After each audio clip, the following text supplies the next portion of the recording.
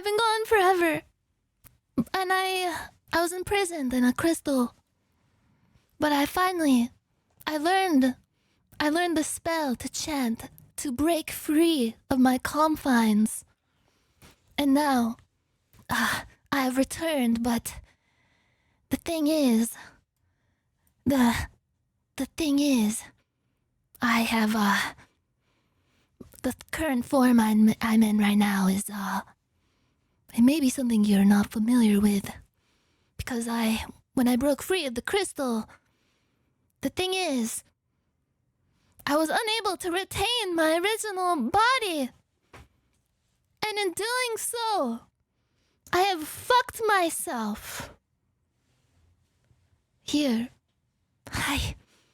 It doesn't really do much to explain. I might as well just show you.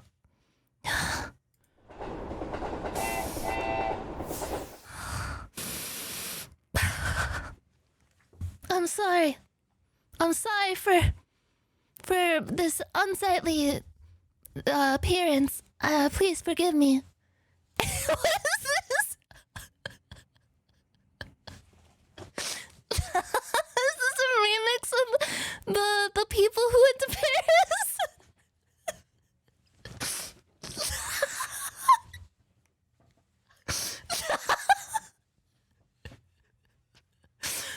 Who was in Paris? I just took a holiday break for like a month. I'm not gonna take another one to answer that. Wait, this is crazy.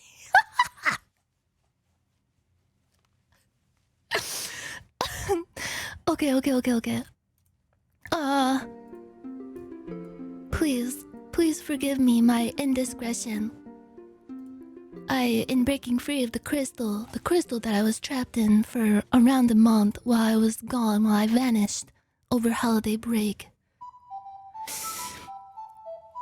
When I put myself back together again, I seem to have misplaced my former body, and I put my soul into this thing, a little plush that was laying in the corner of my room, kind of like in Full Metal Alchemist. I somehow ended up trapped inside of it. Good thing it has a hole in it, so it's easy to breathe and stuff. I'm not sure who cut the hole in it, but maybe it was a gift from my past self. Who knows? But no, seriously, thank you so much to Mon Amara on Twitter. They're like a 3D artist, and they made this out of my here, look. It looks so bad. It's so cursed, but so good.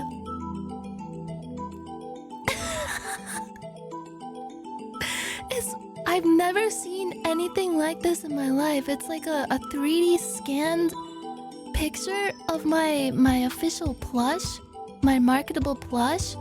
They scanned it somehow into the computer.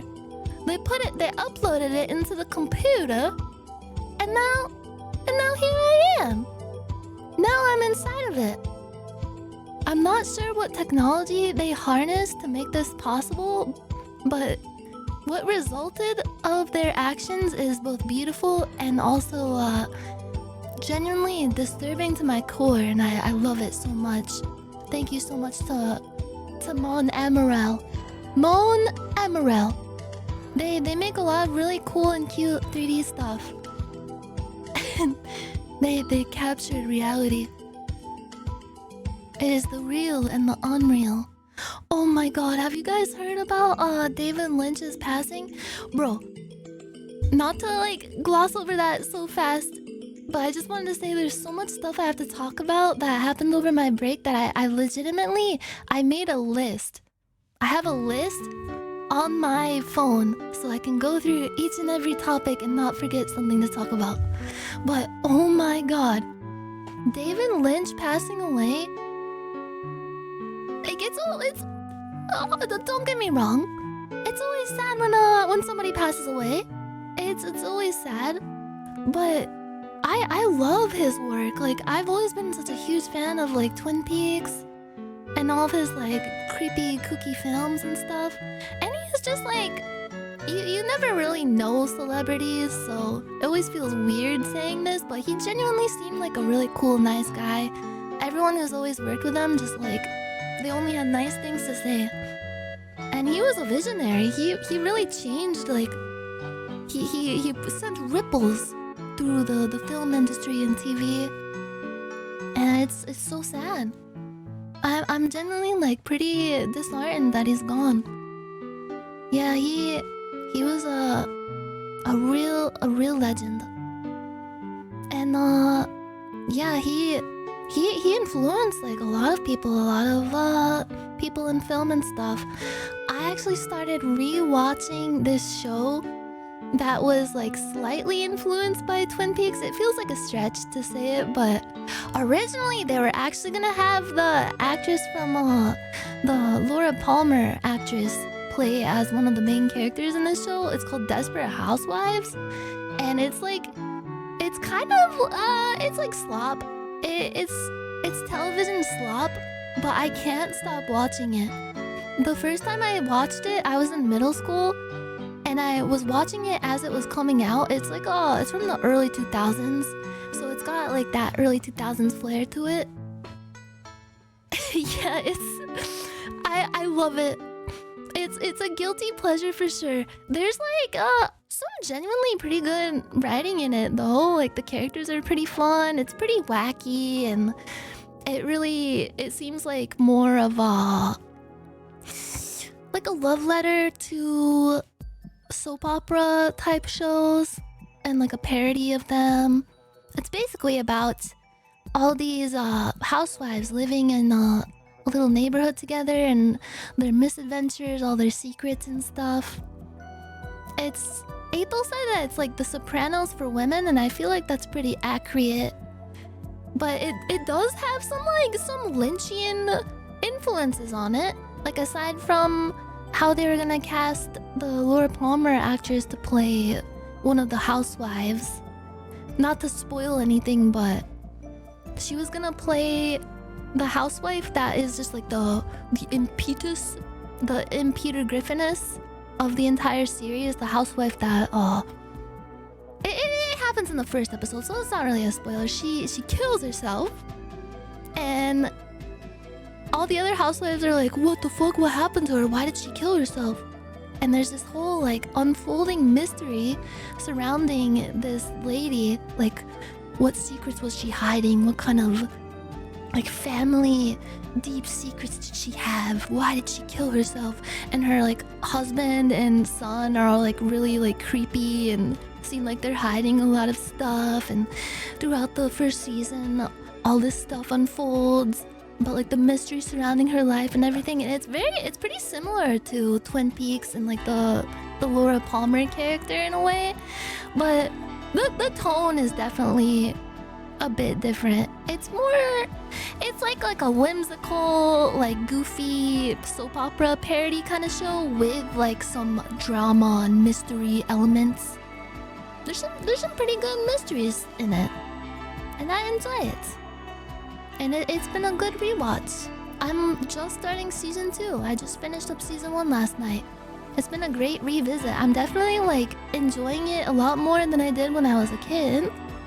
But I will say it is still a guilty pleasure. It's an acquired taste. There's some like pretty goofy shit in it that isn't like super prime TV. Also, I'm wearing Invisalign again.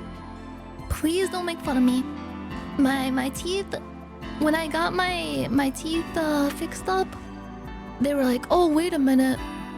Before we get your permanent retainer to wear like all the time at night, we actually have to fix up one of your lower teeth. It kind of got crooked. And I was like, oh, okay. So here I am again. Got the plastic stuff on my teeth. But it's okay. I'm addicted to tooth straightening. That's actually the reason why I took such a long break, guys. I'm sorry. I hit rock bottom. I just can't stop. The feeling of straightening my teeth, feeling of like the constriction, the plastic moving my bones around. Wait, the Chad cat. Wait. Wait, you mean Monday left me broken. Tuesday I was scared of hoping. La, la, la, la, la. Oh.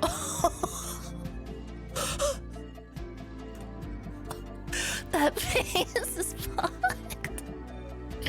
Yo, hey there, you are cool. Thank you. Thank you so much for gifting that sub. Thank you, Laser. Thank you. Oh.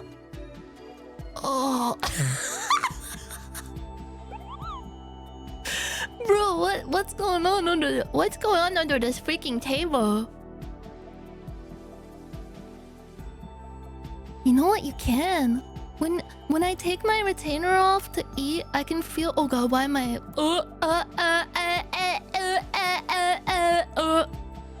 When I take my retainer off to eat, I can feel my teeth shifting from where they were constricted.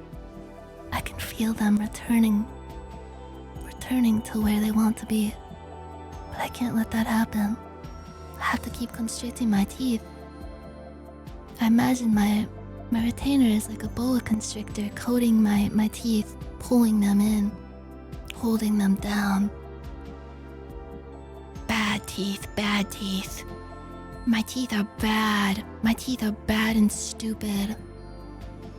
I like to imagine my retainer as like, kind of like when my father would yell at me when I did my math homework at the dinner table. Just like, God damn it, you can't figure this one out?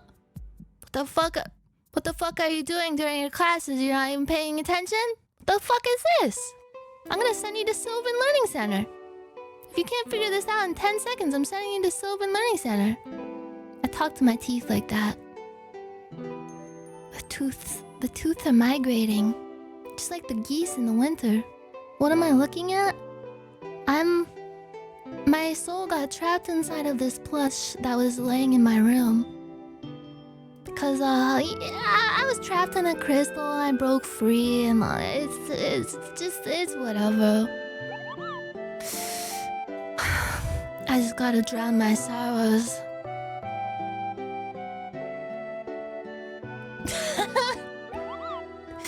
There's nothing you can do. There's nothing you can do anymore. Hakshua! Bless you! Send me to the moon! Wait, actually, legitimately send me to the moon. I wanna be like that one dog that went to the moon. Actually, that story is really sad, and I like looked it up because I was wondering, like, did they actually send a dog to the moon? That dog Laika? I read the Wikipedia page and I started tearing up.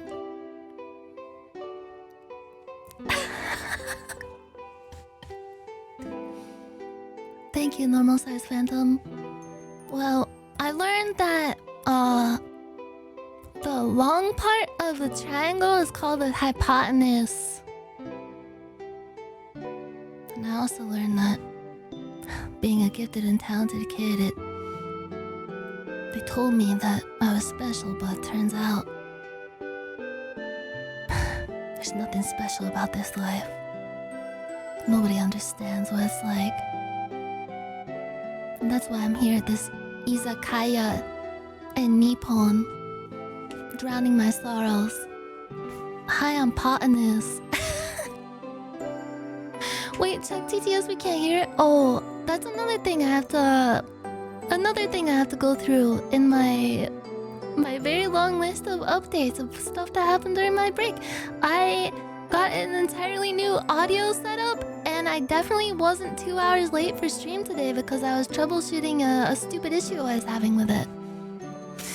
I definitely wasn't about to like Hulk out and have Adderall roid rage and just destroy my entire setup with a fucking hammer because of troubleshooting this with all my moderation team. I'm so sorry to my moderation team. That would just be wacky and silly, and that That would be some like goofy goblin kind of stuff. But yeah, I think the alerts here. Let me see if I can fix the routing on them. Let me see, because that was one of the things that I neglected to consider to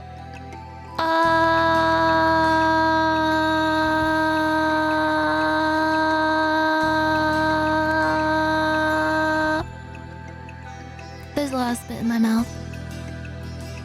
Hold on, just a second.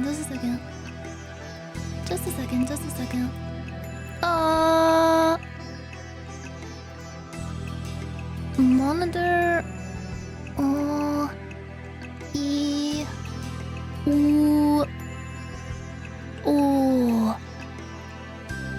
Guys, I don't know how to fix this. I think there's just not gonna be TTS for this stream, but it's okay. I can hear it.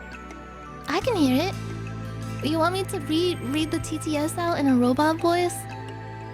In like a... like an Alexa voice? Okay. I'm made out of a felt material. Felt, cotton, polyester, embroidery. The works. What have you?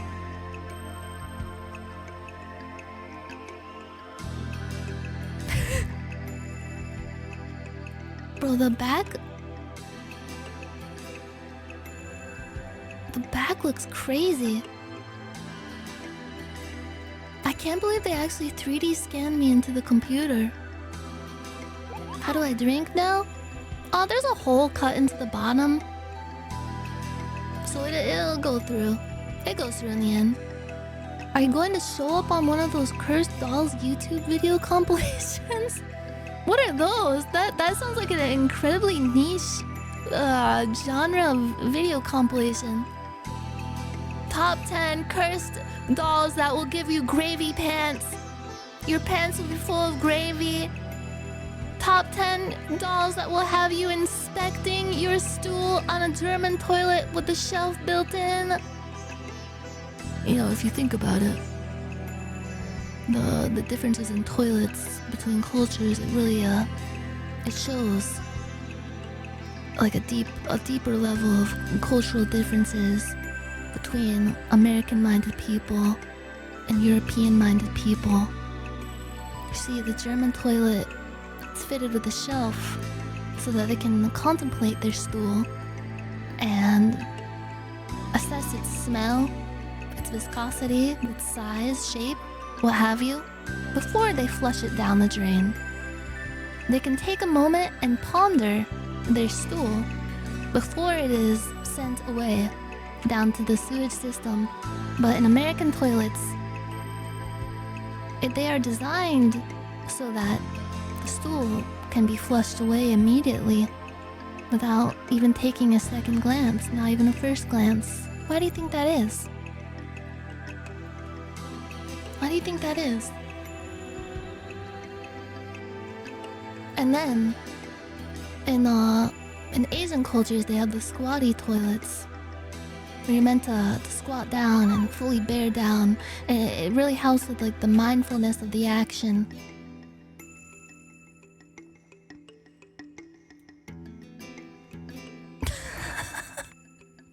You can use this model and some shitty phone filters to make a haunted talking doll with a torn hole that will play on Nuke's top 5.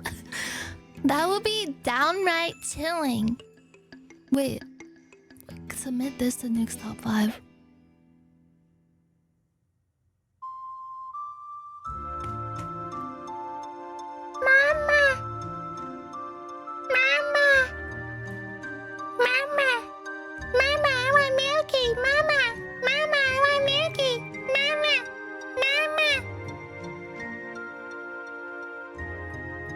VTuber fan brought home this plush doll of a streamer VTuber by the name of Nyanners.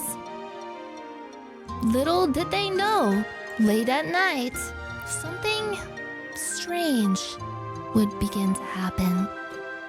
the plush doll of Nyanners started moving erratically and making movements that were downright disturbing and incredible. It was moving so fast and doing a shuffle dance. It was doing a perfect shuffle dance, like you would do to like industrial music. It was crazy, incredible. Could not believe my eyes. Could this be a case of pareidolia? Or perhaps the truth is stranger than fiction. Perhaps the truth is more strange than the fiction.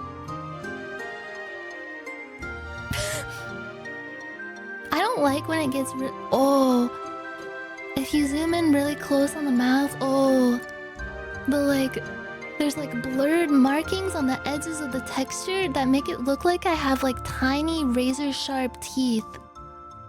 Like some kind of fish, like an undersea, like a deep sea creature. Bah. This is what I use to separate the planktons from the water when I'm eating.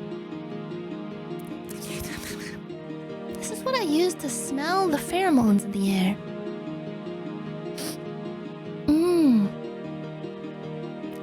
Wait, I can wink. Mama! Don't send me to Sylvan Learning Center, please. I promise I'll do good on my math test. I'm gonna get a B+ at least. This is bringing back too much trauma for me. I gotta change the subject. Okay, so as I said, I'm really bad at talking and remembering things, especially when I have a lot of things to talk about. So I made a list. I legitimately made a list of all the stuff I need to catch up on, because I got a lot, ladies, I got a lot of catching up to do. There was a lot of stuff that happened during my break. I was gone for like an eternity. Shit, you guys, the last time I streamed was like, I think it was a full month ago. I think this was the longest break I've taken in a while. I just needed a nice proper break. A nice proper R&R, unplugging, relaxation, vaccination. Yeah, it was a year ago. It was last year. Things got bad in 30 days. Yeah, kinda. Wait, December 23rd? So it hasn't been a full... It's only been 1 day less than a month. The whole country went to hell. Well, we'll get to that. We'll get to that. Sorry, yeah, I was in the litter box powdering my nose. the lady's little litter box. Getting some treats. Hiding all my treasures deep down. Oh, hey, Yuzu. Hey, I hope you've been good. It's been a while. I haven't talked to you since last year.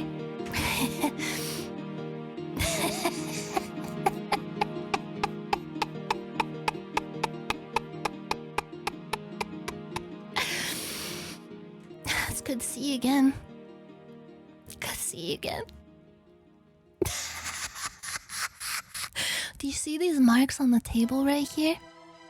Kind of looks like someone's been biting the table. see you see these marks on the table that are like exactly the same size as my teeth. It kind of looks like somebody's been biting down on the edge of this table. That would be weird. But it wasn't me though. Kind of looks like it was though. Oh yeah. Kind of looks like someone's been like there's like claw marks, teeth marks. The coked out people at my company always had desks like that. I'm not gonna make this fucking deadline. Fuck.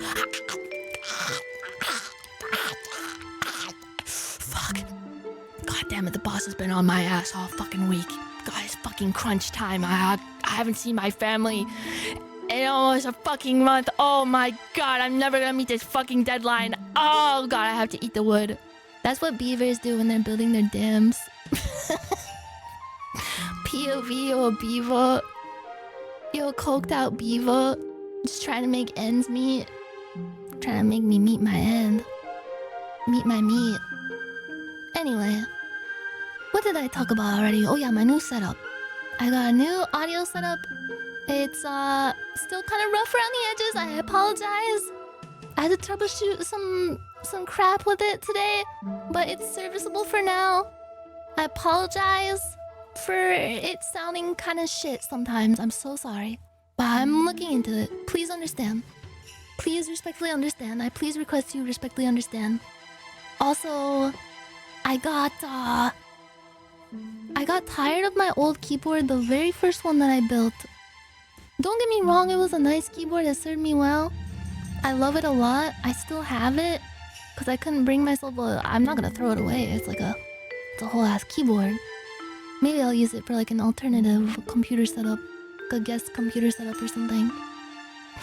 Yeah, I killed it. I took it outside, office space style. I just fucking obliterated it. Oh god. Have you ever seen those videos of that guy that plays like, I'm not sure what game it is. I think it's Pokemon Go. He like finds Pokemon in Pokemon Go with like the AR camera and then he pisses on them. Never mind.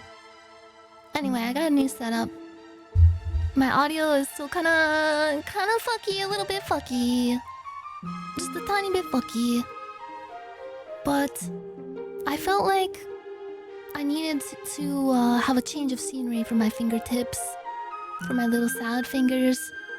And also, I learned some more things when it comes to building keyboards. Just like aesthetically and like build-wise. And I just wanted to start clean with what I learned. Because I was admittedly kind of jealous of Aethel's keyboard that I built. It sounds amazing, and my old one, it sounded okay. But just wasn't to my liking. So, do we get to hear and see the new keyboard? Yes! Hold on, let me get my camera. Hopefully I don't break everything. Ah! Ah!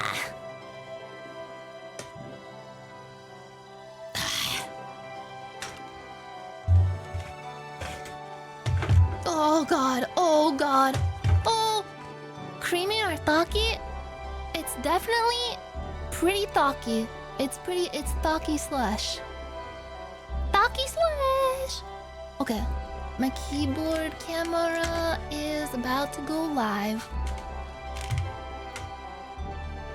I still need to get a new tripod for this camera though because it's still kind of droopy. But it's okay, we will make do. As country girls are ought to do. We're gonna thug it out. Okay, where is this? Where is this bullshit? Okay, are you ready? Are you ready? Pew. Wait, why is it stuck like that? Ah! Ah! Come back. Come back to me. No. I think I'm cursed today. I think I'm legitimately cursed. I think it's because my soul is trapped inside this plushy prison. Oh no, you guys. Wait, let me try something. Let me try something. What if I turn on my camera and was stuck on like a frame of like... like an upwards view up my fucking nostril with like boogers hanging out? I'm like sweating, like covered in like filth and like red-faced with like veins bulging out of my neck. Just like looking down at the camera. That'd be crazy if that actually happened. Good thing it didn't. Oh. This one will work, surely. Surely. Don't call me Shirley. I'm gonna try the tried and true plug and replug. Plug.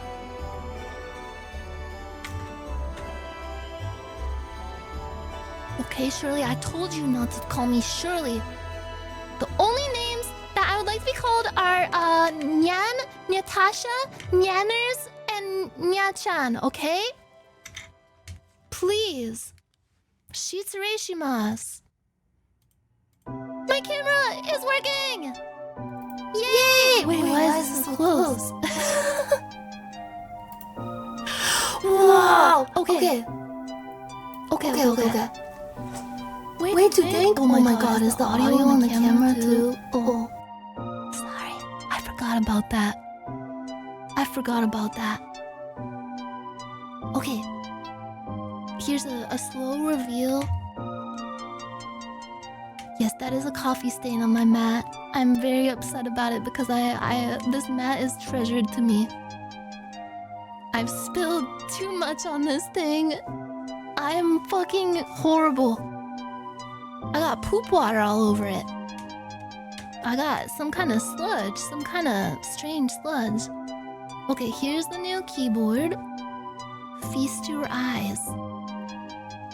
The lights look kind of strange because I think it's just like the camera frame rate or something, but they don't flicker like that in real life, I promise you. But yeah, here it is in all of its glory. I love these keycaps. They're like, I got them on Amazon. They're pretty cheap. And they have this like nice glassy coating on top.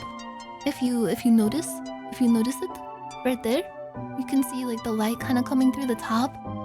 And I didn't think I would fuck with this because I thought it'd be hard for me to read because I'm a boomer. But the letters are printed on the sides. I think it looks kind of slick. It makes it look really clean. Sorry, I'm still got ash in my lungs, like in the Imagine Dragons song. Thank you, Big T Psycho Boy. Yeah, I did my nails. But yeah, here it is.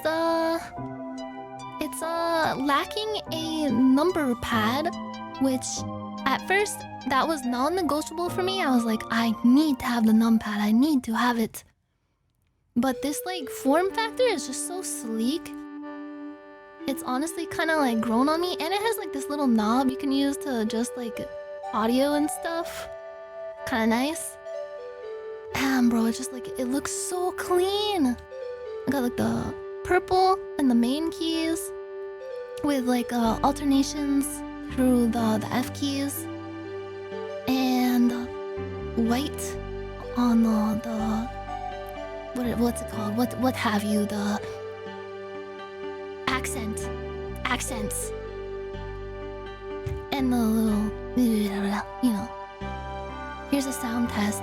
This is such a girl keyboard. Bro, I'm honored. I wanted to make it look girly and like clean as fuck, and I love it. I'm a sucker for like lavender kind of colors, and when I saw these keycaps, I was like, oh my god, I need this. They look like gummies. They make me hungry when I look at them. I want to eat this keyboard. Bro, the sound is gonna make you want to eat the keyboard even more. Wait, I'm gonna tilt my mic down so you can fully hear it, because I kind of have like a noise gate on. Here. Ow! Shitsureshimasu. Will this work? Oh god, I hope I didn't fuck up my audio even more. I heard a crack. It's never good when you hear a crack, bro.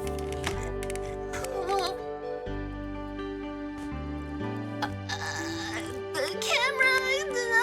Do you think I can type something fast enough before the camera loses itself? Here, I'll try typing something. Yeah, the camera's going flaccid. Need some of those rhino pills. Okay. Do you hear that? Wait. Oh! I'm not sure what disconnected. Oh, shit, bro. Funny story. I accidentally stepped on the power cord and it disconnected. Xiao Hong Shou! Open your eyes. Okay, it's back. Wait, can I zoom? It is the curse. Here, listen. How do you like that? How you like them apples? Oh, you want no music? Okay. Okay, no music, clean signal. Oops, I accidentally full screened YouTube.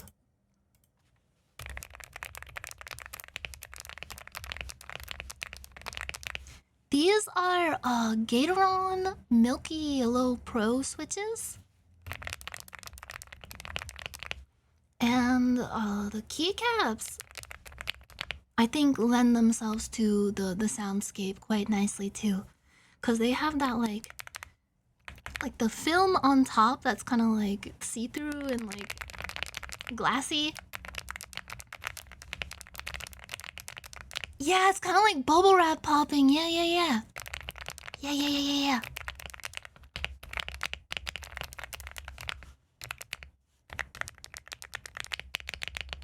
God, it sounds so good. It sounds like marbles rubbing together.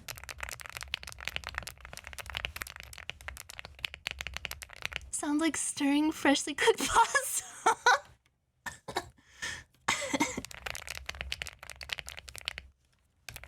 Sounds like your mama's gash. Your mama's blown out gash getting stirred up. Yeah, or like dice in the hand. Rolling some dice. Oh yeah, and... Here, let me move my mic. Shit. I gotta turn this off real quick.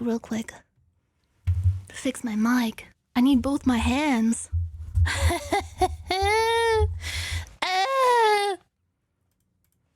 Okay. Here's my new fucking audio interface thing that has given me hell for the past few days setting it up, but I think it's still nice. This thing. Also, that's me. This thing right here, it's the Rode Procaster Duo. It's pretty slick. I needed an upgrade because the Go XLR, it doesn't have like support anymore for its software. And I was just kind of like growing out of it. I needed something better. But joke's on me, because upgrading to this, it's been a ride. It's been an interesting ride. But we will see.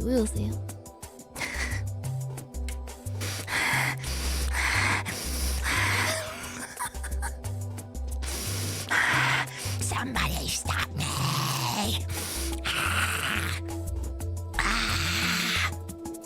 That's fucking terrifying. Okay, so you're probably wondering, like, but you said you needed a numpad, but you got a keyboard without a numpad? What in the heck is going on here? Stop right there. Let me show you something else. I got this bootleg Chinese numpad thing off Amazon. Also, this is like a little guy that somebody came up to me during an IRL stream and gave this to me. Thank you for that, by the way. I'm not really sure what this little guy is, but I like him a lot. And he's been chilling on my desk. But yeah, but that's besides the point. So, got this thing. It lights up. That's good. But I kind of programmed it into my own personal little stream deck. And believe it or not, this thing was like, it was like 20 bucks, I think, on Amazon. And you can pretty much use it to do most of the stuff that a stream deck does. And also like change VTuber toggles. And if you're not using it, like if I'm not streaming, I can just push it out of the way and have even more desk space, which is pretty chill. Pretty sublime. Let me see, let me show you its main feature. Hold on. Make sure the thingy. Alright. When I press this button, something's gonna happen. That's right. World premiere. I have my own dedicated safety cat button. So anytime when I'm playing a game, watching a video, and somebody in the video or the game or whatever decides to turn around and fully expose their innermost gaping asshole to the camera, all I have to do is press this button, and I'm saved. I'm saved from a Twitch ban. It is so nice knowing that it's only a button away to have Safety Cat in the fray. Safety Cat is protecting us once more. It was pretty easy to set this up. It's just like a hotkey with OBS, pretty much. And I can hit this to go BRB. Pretty nice. So when I need to take a pee break, I don't have to waste 1 second grabbing my mouse and navigating to my BRB screen. All I have to do is press the button. It saves so much time. Does it mute audio? I can use my Rode thing for that mainly. Like to mute my mic, to mute audio inputs at the press of a button, because it's got all these buttons on it. All these thingamabobs, all this stuff. All kinds of stuff. Oh yeah, I got... This is so scuffed. I upgraded my entire setup pretty much, but I didn't get a new fucking tripod for this camera. I'm so hopeless. I got this lamp off Amazon. I may have done a little retail therapy during my break. You know, can you blame me? It makes like Northern Lights. Look, Northern Lion lights. Look. It looks cooler when the lights are off, I promise. But look, doesn't that look sick as fuck? It's so relaxing. Just over my break, I was like, my room is chill, but I wanna... Oh! I disconnected the power guy!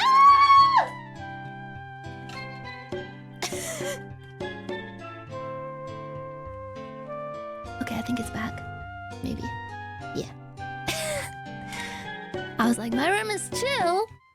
How can I make it even more chill? I want to make it the chillest place ever during my break. Because it will help with my productivity and keeping my brain feeling fresh and spry like a spring chicken. So I got some like Chinese stuff off of Amazon. And it's nice. You're on TV! Mike TV. Mike inside the TV. Oh. I'm gonna squish you all. This is my new coping mechanism for whenever people are backseating me in a game. Just do this. All gone in an instant. Squished into tiny little smithereens.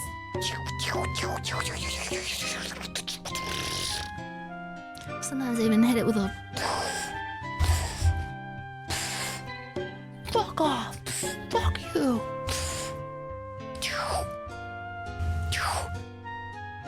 You can't crush my head, there's no way. I wouldn't tempt fate like that. You know what they say about the curiosity in the cats. I wouldn't mess around with that. I wouldn't trifle with that. I wouldn't do any kind of hocus pocus kind of stuff. Especially not today.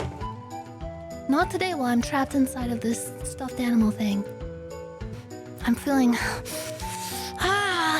What if I just start growing, but I grow too fast for like the plush body and it just like rips at the seams and the bugs come out? Fuck. I'm full of bugs.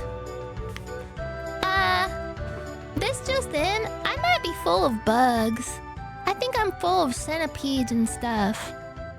I'm gonna freaking crash out so hard and explode and all the bugs inside me are gonna come out. Do you want that to happen? No siree, Bob. No. Nuh-uh-uh. Yes? Yeah, I mean, I guess it could be kind of cool. Whatever. There's nothing cool about it being full of bugs. It's a heavy burden that I must bear. Something that I've been cursed with as the chosen one. You wouldn't get it. You wouldn't understand. You never even had to go to Sylvan Learning Center while full of bugs. Everyone thought I was cheating on my tests because I was communing with the bugs. But I can't silence them. They have to speak. It's not my fault. I'm the chosen bug one. The one of the bugs. Like that one Naruto character? Wait, which one? Which Naruto character is full of bugs? I don't really know much about Naruto. Naruto? Abu Rame Shino. The scary centipede man. The man that like connected people like mouth to ass in like a little train. I'm gonna need to see Shino pulled up on the screen. Remember the guy from Metal Gear Solid 3 that had the gun that shoot the bees guy? I just got so scared I hiccuped remembering that. Oh my god, that boss fight was scary. Is that the one where you're like in the water? You have to like dive under the water when he shoots the bees? The pain. He really was painful. He really was. He shot them out of his mouth? I don't remember if it was a gun or his mouth. I kind of blocked out most of it because either I blocked it out or I was like purposely averting my gaze as I was playing because I was too scared. Like when I was little and I watched Sleepy Hollow, there was that one part like right in the beginning where the guy's head gets cut off and they show the head like rolling around on the ground post dismemberment. And I got so fucking scared of that when I was a kid that I couldn't move. Like I put like a pillow in front of my face and I was like crying like, turn it off, mom, dad, turn it off. I don't want to watch it anymore. Turn it off. And I was so scared of that movie, I didn't watch it until I was like 28. Like a few years ago. And you know what? On a second watch it, honestly, it wasn't that scary. Honestly, a cozy movie. It does have that like Tim Burton whimsical vibe, I suppose. But I wouldn't know about that. Hi Natasha, watched your Miside VOD and I liked it. Maybe one of the best playthrough. Oh, thank you! Honestly, I loved that game. I'm so glad that like so many more people are playing it and it's like blowing up so much because I enjoyed it thoroughly. And I really hope still, I know they're still kind of developing the like the cozy mode, like the slice of life mode. I hope they add in a mode where you can play all the mini games from it, because I loved that like the Doom mini game where you go around like a boomer shooter shooting demons and stuff. That was cool. Yeah, it was good as hell. Really well made game, good story. I love all the different metas.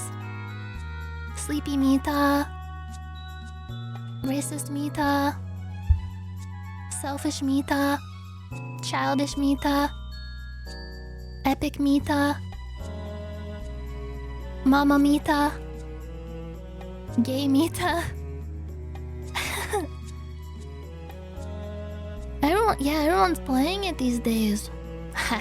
I was one of the early adopters. I played it before it was cool, okay? Let it be known. Let it be known. Oh yeah, speaking of video gaming. Oh my god, I have to turn my camera back on because I gotta show you guys another thing I got. It's like show and tell. So next on my list, I did something unthinkable over my break. I never thought I would do this in my life. I had sworn off this entire series, this entire game series, everything involved with it, the entire like extended universe, all the different forms of its media and whatever, what have you. I played a Pokemon game for the first time in my life. After for my entire life being like, Pokemon seems boring as fuck and stupid. I don't care. I don't give a shit about Pokemon. It just looks bad. I don't get why people like it. I swore it off for almost my whole life. And I don't know, something inside me broke over my break. I just really needed to chill out and just like fully detach my brain from online, because I needed a hard reset. Sometimes you just need a hard reset to fully like take a break and heal your brain, heal all the like the brain worms that have built up over time. Just kind of pluck them out, like a monkey plucks bugs out of another monkey's back. And I was thinking like, man, it'd be nice if I could just like unwind completely fully on the couch with like a handheld and play the coziest game imaginable. Just turn my brain off, no expectations, I'm just completely plugged into the game, completely immersed, no talking, no bullshit, just completely like absorbed, like in the same way that you would be, I don't know, remember when you were like a kid and you'd get a game during Christmas or something, and that would be like you just like binge the game, do nothing else, just like stay up all night binging the game. And those are like the best memories ever. I wanted to tap into that. I wanted to remember how it felt to fully enjoy a game and have like nothing else outside of it, just like fully experience a game for the first time. And I was like, you know what, maybe I'll just fucking try Pokemon. You know what? Cause like it's popular. It's gotta be popular for a reason. And maybe I'm just being a Scrooge all this time, writing it off and thinking like I'm never gonna like it, and I might as well like it. I'm like 50, 60 years old now. I'm not gonna be able to get into it. I missed the boat. That's what I kept telling myself. And I also was like, I don't want to have to like get some like old ass game system to play it, and I don't want to play it on my computer because I want to play it on the couch and like chill, you know? Playing games on the couch, it feels different than like sitting upright at a desk playing games. There's a time and a place for desk games. I enjoy them. But also, being able to be a lazy piece of shit and lay on the couch and eat snacks with a handheld is completely different. It's a completely different vibe. Yes. So, I went off the fucking deep end and went down a rabbit hole of finding these like... I'm pretty sure they're legal. They're legal, right? I mean, I bought the game that I'm playing it on. I got this thing. It's kind of low battery right now because I've been putting it through the trenches, you know. I got this thing called an Odin 2 something or whatever. Let me show you. And it's basically like a handheld gaming system, like a bootleg handheld gaming system that can play anything from like at least up to like, I don't know, like PlayStation 3-ish. It's powerful. Yeah. It's illegal but great. I mean, it's dubiously illegal. I think it looks cute, so it gets a pass. Here, I'll show you. You'll see what I mean. It has a very reflective screen. That's cool. Okay, this is it.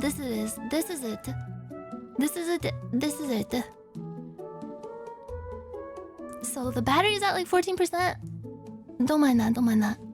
The thing about the battery is though, it actually lasts so fucking long. It's so nice. I was playing this like all day, and it barely, like, the battery barely took a fucking hit. And it's got like this cool like see-through purple case. Just like reminds me of like old gaming systems. I used to have when I was growing up, I had one of those phones that was see-through. Like not a cell phone. This is before that age. Cause I'm ancient. Like a landline. And it was just so cool. Like it was just such a cool aesthetic. And I'm so glad that, I don't know, manufacturers are embracing that kind of look still. But yeah. You can pretty much play. Oh yeah, that's okay. You can pretty much play anything on this bad boy.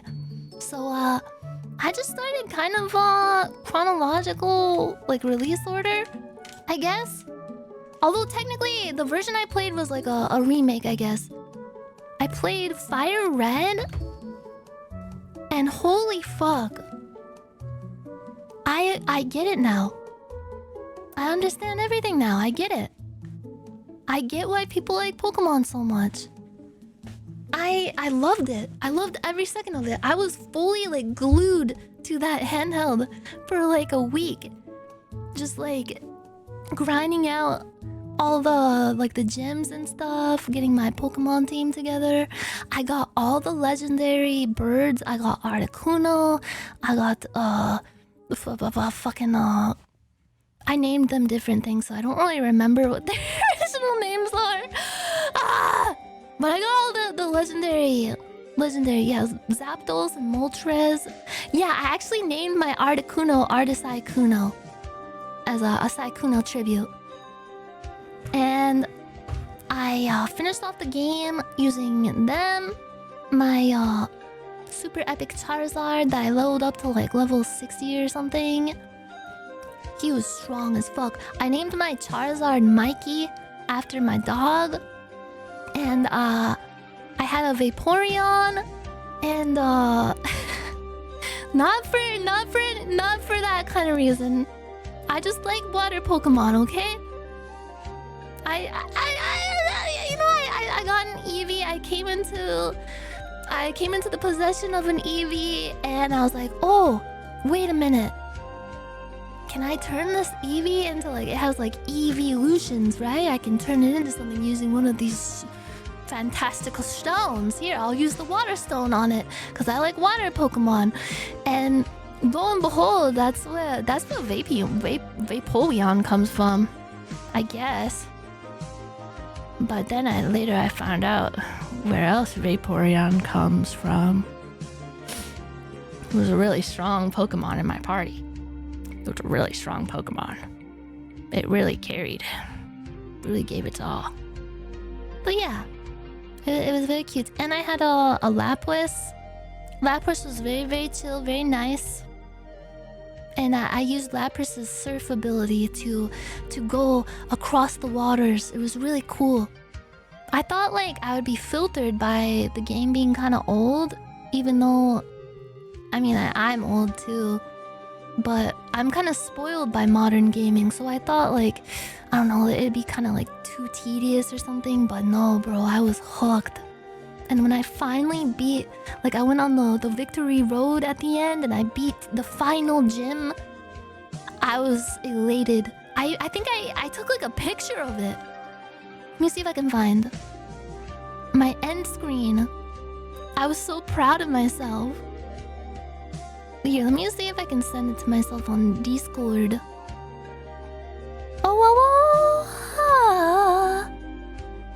Meow? Meow? Where the fuck is this thing? Where the fuck is it? I have too many pictures of my dog. I'm thumbing through like tens of thousands of pictures of my dog. And also pictures of wildfires. I'll get to that though, I'll get to that. I found it! I found my victory screen. Bro, I was so elated. I was over the moon. The sun and moon, I guess, so to speak. Okay. And this was before I built my new keyboard, so please excuse my old dusty one. Probably has like all kinds of sludge and stuff on it. All kinds of interesting stuff embedded into it. Hold on. Okay, here we go. Jeez, it's so big. Jeez Louise. There it is. League champion. What does that say? It says League Champion, and it has my team in the background, all my legendary birds. Articuno, Zapdos, Moltres, Charizard. Charizard was my homie for 26 hours apparently. I loved it. I was so happy. I like reverted, I don't know, my brain reverted to just like the state that it was in over like a Christmas break when I was like 12 years old and playing through a game for the first time, just like holed up in my room, complete sludge mode. And it just brought back so many like nice, comfy, cozy memories. And I'm so glad that I finally gave the Pokemon games a chance, because holy fuck, they're legitimately so good. I understand it now. I am sorry to the Poke community. I hope you can forgive me for all of my naysayings over the years. And I started fuck, what's it called? SoulSilver. I've been plodding through SoulSilver a little bit slower. I've been taking my time, just kind of like playing it on and off, because I legitimately I almost did nothing but play Pokemon when I booted up FireRed. And it was nice, bro. It was so nice. Holy fuck. It felt so good. The card collecting is bullshit though. You're gonna be so mad at me. I got some Pokemon cards. I got some stocking stuffers for Christmas, and they were super overpriced because everybody's fucking like buying them up to like scalp and shit. But oh my god, the feeling of opening up a new Pokemon card pack and going through it and being like, whoa, there's a Blitzbop. Oh, there's a Goober. Oh, it's a Zippity Doo-Wah. Wow. It's just like nothing else, bro. It's like crack. I need more Pokemon cards. Yeah, I want to do card opening streams, but it's so hard to find them for like a reasonable price because of all the scalpers and stuff. That's so annoying. But I digress. I do have I have a Vaporeon card. I have a holographic Raichu card. It's sitting on my Reddit shelf right now. I'm very proud of it. And I think I can name at least 5 Pokemon aside from the obvious ones now, and I feel very proud about that. You can teach an old cat new tricks. It's true. But yeah, that was my Poke journey. And I'm looking forward to seeing what SoulSilver has to offer. It's honestly been really nice so far. It's so cute. I kind of love the 2.5D graphics that it has going on. I think it's also a remake too, right? SoulSilver. Silver is straight up the best Pokemon game. Yes, I'm enjoying it a lot so far. It has a lot of quality of life improvements from the FireRed game too, that I'm digging. I like it a lot. Yeah, I got the remake of Gold and Silver. I'm playing SoulSilver because what's the name? Lugia? Lugia is like the special Pokemon that comes with SoulSilver, right? I needed to have Lugia. I needed to be stuck in Lugia's stomach alone. And then after, when I finish SoulSilver, I think I want to play the one that has Mudkip in it. I think that's the one I'll play next. Hakalugia. Emerald is goated. Omega Ruby and Alpha Sapphire. How do you guys keep track of all the game names and everything and all the remakes and stuff? It's hard. Emerald is the best? Okay, I will do Emerald next when I finish SoulSilver. Silver. Autism? That's fair. See, when I was growing up, I got the Final Fantasy-tism. But honestly, my parents did well to keep me away from Pokemon, because I think if I was exposed to that when I was a child, it would be over. It would actually be over. But as sad as I am that I kind of missed the boat on it, on like, I don't know, experiencing it in my childhood and stuff, I'm glad I can pick it up now and experience it with the perspective that I have. It's quite nice indeed.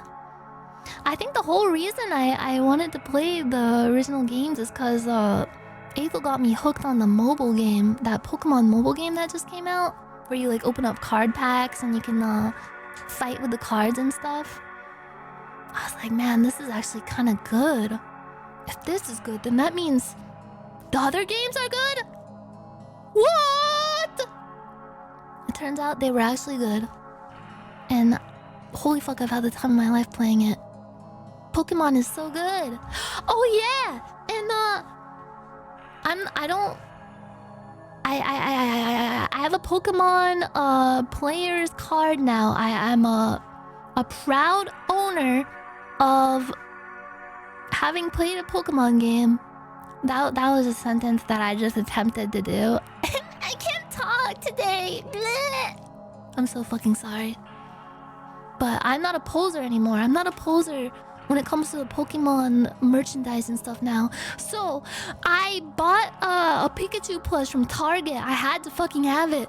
It's like this huge, like really fat, nice, soft Pikachu. I was like, you know what? Now that I've played Pokemon, I can buy this kind of stuff without feeling like a poser. So there. I said it. Yeah, fat Pikachu is the best Pikachu. I wish that they didn't give Pikachu Ozempic. Because the earlier designs of Pikachu, where it looks kind of more rotund, is just the cutest. I love him. Chonkachu, yeah. Yeah, I like when Pikachu looks nice and healthy and round. More to love. More to hang on to. Oh yeah, and speaking of animals, things that could be considered animals, the Lions game. This is actually part of the reason why I was gone for so long. I'm heartbroken, I must admit. And this is I mean, I'm partially joking, but part of me is genuinely devastated. I was so looking forward to the Lions playing in the playoffs and potentially going to the Super Bowl for the first time ever, because holy fuck, they've had the best season that they've ever had. Ever. It was like a second Christmas for me watching that. I've been a die-hard Lions fan. I have bared this cross for my entire fucking life, rooting for them. Despite everything, despite all the bullshit, everybody making fun of us. And this year, they finally became good. It was like an alternate fucking universe. Watching them play, like, it was actually sick. Like, who's the guy? Jahmyr Gibbs. He is like a fucking touchdown machine.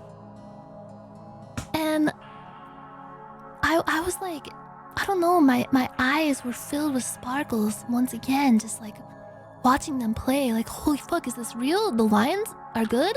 The Lions are actually good? Bro, what if they go to the Super Bowl? They're totally gonna go to the Super Bowl. They're doing so good. They had, like, they won 15 times and only lost like twice. And they get to the playoffs, the number one seed in the playoffs, and they fucking lose. They lost. And now it's over. It's fucking over. I was gonna come back to stream around then, but then watching them lose, I was like, you know what? I'm gonna take another few days off. I was fucking shattered. I was heartbroken. I took a genuine hit to my mental health. It's like, you know how in like fucking like an anime where there's like a time travel aspect where the characters like just like going through infinite loops, and then they finally get to the one loop where it seems like everything is gonna be okay, and they save the girl that gets brutally murdered or something, and they're like, wow, like this is actually awesome. I've been through 1,000 loops of this week, and now Kokonoe-chan she's alive. I saved her. I did it. I went through so much hardship and heartbreak, and I finally saved her. Everything's gonna be good now. And then in like the last 10 seconds, she gets like exploded by a fucking missile or something, and just like burst into giblets, just like meaty, bloody giblets all over their face. That's what it feels like to be a Lions fan and root for them for 50 years of my life. See them finally being like really good, like so good that like everyone's like, whoa, the Lions are good now? Jesus, I can't wait to see the Lions game. This Lions game is actually fire, everybody. Everyone started to respect us. Everyone was looking up to us. There's like highlight reels of like all the touchdowns and shit, and it was amazing. People were saying they're gonna be in the Super Bowl for sure. I was looking forward to it. I bought a fucking ESPN subscription so I could watch the fucking Lions games and the playoffs and potentially the Super Bowl without having to go to some fucking dubious website with a bunch of porn pop-ups. And they lost. It was like, you know, there's a difference between like having something bad happen to you when like you're used to the bad, like you're used to like the Lions being shit. It's like, you know what? They lost, but like just classic Lions, you know? But when something bad happens after it's been good for a while, it's like soul shattering. It's like having your balls twisted after having them like meticulously tickled and caressed with a feather for 20 hours straight. Like, I would rather have my balls twisted and like, I don't know, kicked, punched, have rocks thrown at them, put it in a hydraulic press. Just, you know, just hook me up. Just hook me up. I'd rather have that than the alternate where it's like, have your balls massaged, have your balls like tickled with a feather, have your balls like heated with a nice like a heated blanket, have your balls like covered in warming lotion, have your balls someone sings like a lullaby to your balls, somebody like tells your balls like you're doing great, keep up the good work, or have my balls like, I don't know, politely caressed by the softest hands that are like so soft that they're like pretty much heaven sent, and then smashed with a fucking hammer or like whatever. Wouldn't that feel way worse? That's exactly what it feels like when I watched the fucking Lions lose. So that's why my break was extended a little bit, partially. But yeah, I am so disappointed. I can't believe they choked so hard. But like the game that they lost was actually really good. It was one of the best games I've ever seen as far as football goes. There was a point where they scored like a touchdown, and the announcers were so like taken aback in disbelief that they were like, wow, that's like something you'd see in a video game. And it was like a video game. But it turns out it was a freaking bugged game. Bugged, rigged game.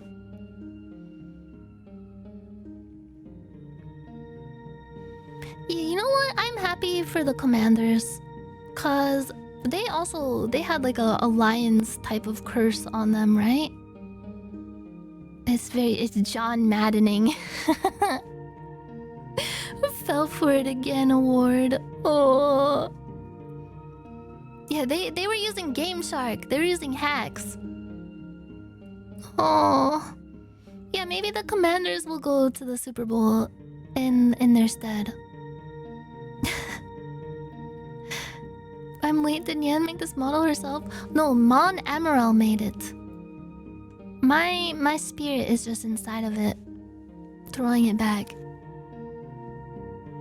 Hey, catch me outside. How about that?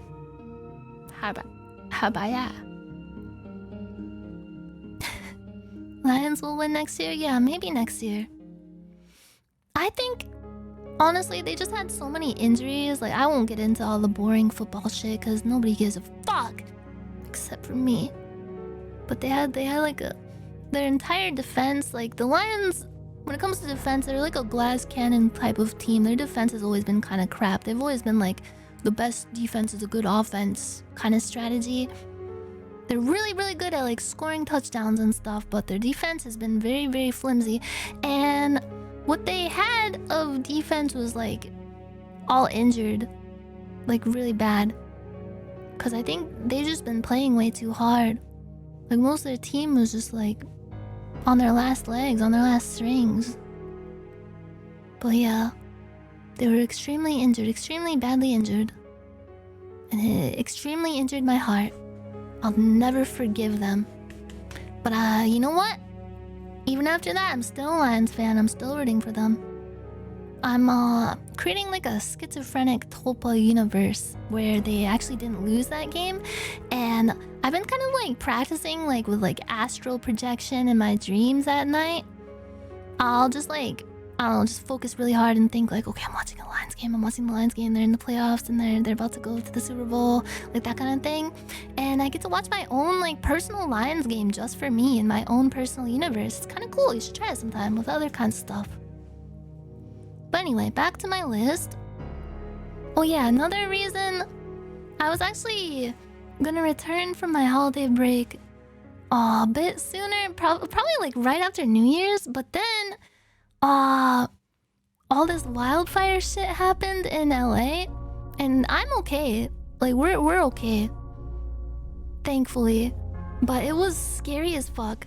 I'm not gonna lie, there was like a stretch of time for like several days in a row where I could barely sleep, and I had that like watch duty app on to like alert me if we needed to evacuate at any given time. Like I had the like alerts on full blast. And I would just like wake up at like 4 a.m. to like an alert going off and like check my phone in like a panic, like, oh my god, like is the fire spreading here? Oh god, oh shit. And I don't want to like say anything that can make someone triangulate our location or anything, but we were pretty close to some of the fires, like uncomfortably close. A little uncomfortably close.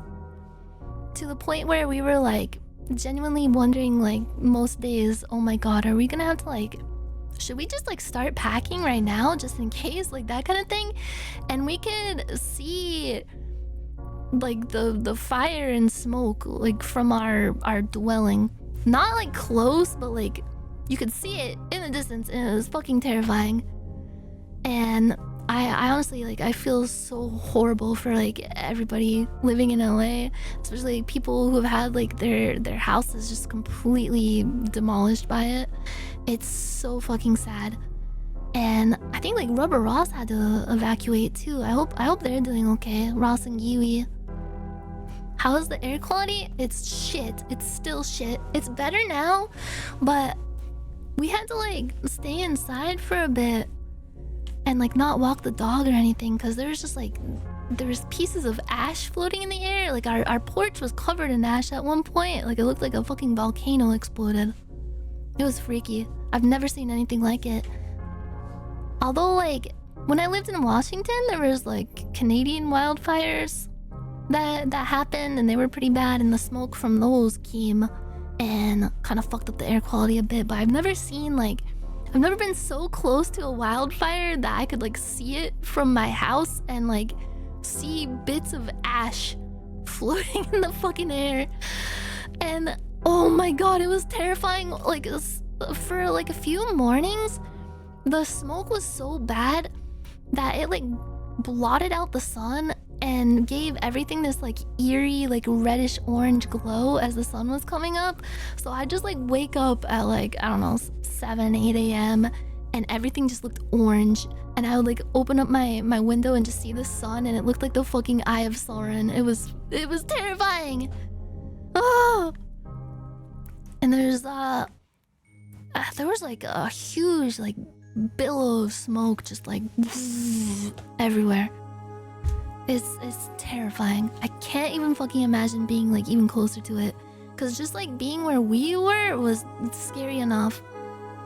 And thank God for that watch duty app, cause holy fuck, that helps so much. It like shows in real time where the fires are, like if they're spreading, how contained they are, and like the evacuation warnings and stuff like that. Oh my god, bro. I don't know who else lives in LA, but there was one time, actually this happened like 2 times. They accidentally sent out an evacuation warning to the entire county of LA. Like the phone alert thing that goes like, ah! It scared the fuck out of me, bro. It was horrible. And we didn't know that it wasn't real for a bit, so we were just like, what the fuck do we do? But thankfully they clarified it in like 20 minutes. God. It's always best to act as if it is. Yeah. Yeah, we were smart and we stayed alert and prepared in case anything happens. But thank God we didn't have to evacuate or anything like that. And it seems to be dying down. But I don't know. It's sad. I don't wanna bum anybody out too much, cause it's life, I guess. Sometimes a huge fire breaks out and it takes away thousands of people's houses. Sucks. It's very, very sad, yeah. Yeah, so much is gone. It genuinely looks like a bomb went off. Just like the aerial pictures of like the Palisades and stuff. It's so bad. I just hope, like, I don't know, everybody is okay. Oh, I can't even fucking fathom. Yeah, it looks like a war zone. There's like videos of people like driving around by it with like all the like open flames and stuff still like just taking over buildings and all the smoke in the air. It's so bad. But anyway, hopefully it'll all be okay. And hopefully everybody's staying safe if there's anybody else living in LA, cause it's been pretty hectic and scary. Thankfully, I don't want to like obviously like, say anything that'll triangulate us, but we're in a safe spot, thankfully. But anyway, yeah, I was gonna come back from my break, but then that happened, and I was like, you know what? I guess I'll just take some more time off, just in case, and you know, just get some more relaxation time in. Cause I needed the break. I needed it really bad. I was admittedly feeling kind of burnt out, kind of like stressed out, and I was like, you know what? It's the holidays, and might as well take this chance to take a nice, like, kind of extended break and reset myself. And I am feeling a lot better, and I'm glad that I was able to just unplug and get a fresh slate going on, fresh and clean. I got some like detergent going around in there. Yeah, it's always for the best. Like if you're feeling burnt out, if you push yourself to just keep going, you're gonna get burnt out even more and just like make the burnout even deeper. It's just like kind of like, I don't know. You just like push it down, but like it's kind of like a zit. Like in a way, like the zit materials, they just like get embedded in there and just start like proliferating and growing and getting all like pussy and disgusting. You gotta like take care of that. You can't just I don't know. And if you prod at it in like an unhealthy way, it'll make it even worse and more inflamed. So you gotta pop that zit. Yeah. Or like an ingrown hair. Yeah. Gotta pluck that thing out. It'll just get like stuck in there even more. Stuck in your brain. Life is like a zit. You never know when it's gonna pop. That's a little pop secret. Pop a smoke. Did you restore your Dark Souls 2 save files? Unfortunately, I lost those when I was embedded into the crystal. They're part of the crystal now. They shattered into a million pieces. Wait, hold on. I'm gonna drink some water. I've been talking too much. My throat's all messed up. I haven't talked this like much in a month. I haven't fucking ran my blabbering mouth this much in like a million years.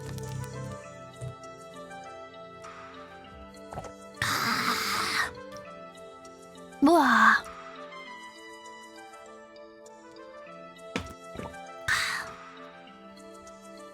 I mean, like, do you guys talk as much as like a fucking streamer talks? Like, I feel like I'm like giving a TED talk for like hours at a time. It's different than like day-to-day talking where you're just having like a normal conversation with like your loved ones and stuff. Get out of here. Life is like a giant pile of shit. Oh, you're making me hungry. Cut it out. Stop that.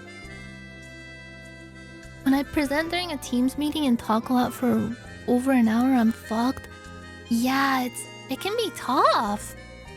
It's like surprisingly exhausting on the vocal cords. You gotta get like one of those, what are those called? Like the honey packets? That like the lozenges? Did you have any New Year resolutions? Well, one of them was to redo my keyboard. I did that. Another one was to get really swole, even more swole at the gym, and I'm doing that. I've been murdering my body at the gym, and it's been really nice. Another one was to play Pokemon. I did that. Another one was to become a god, and I did that.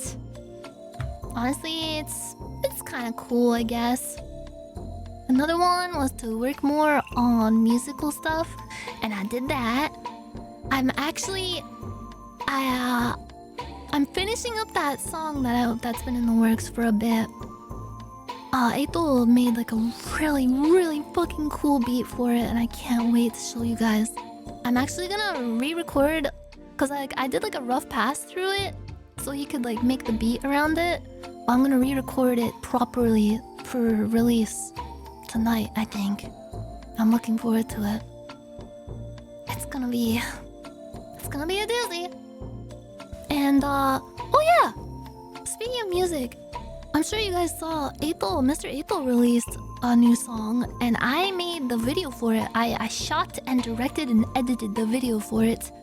And I'm a complete amateur when it comes to any kind of like direction or music video making to begin with, but it was very fun.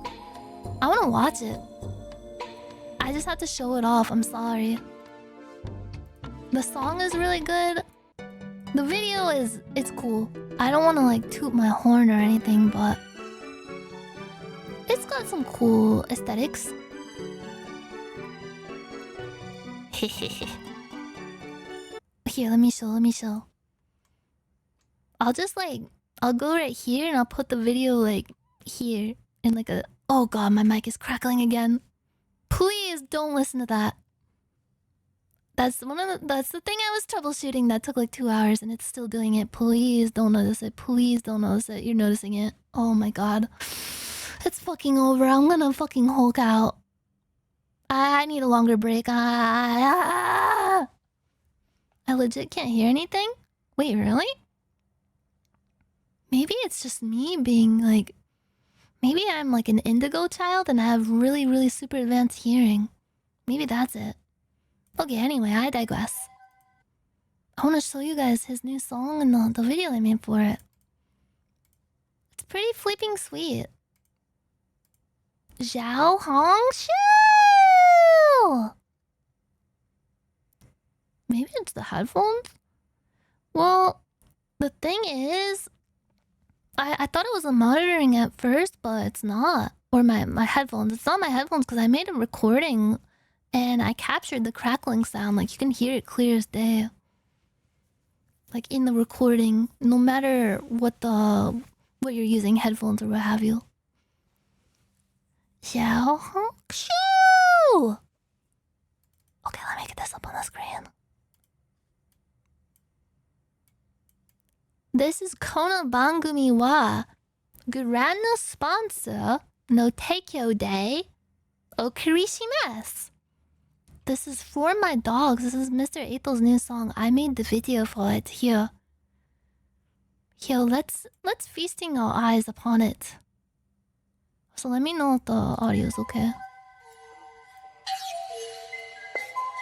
We shot this pretty much completely in his room. It's sick. He put his whole armor on for it. She my dog.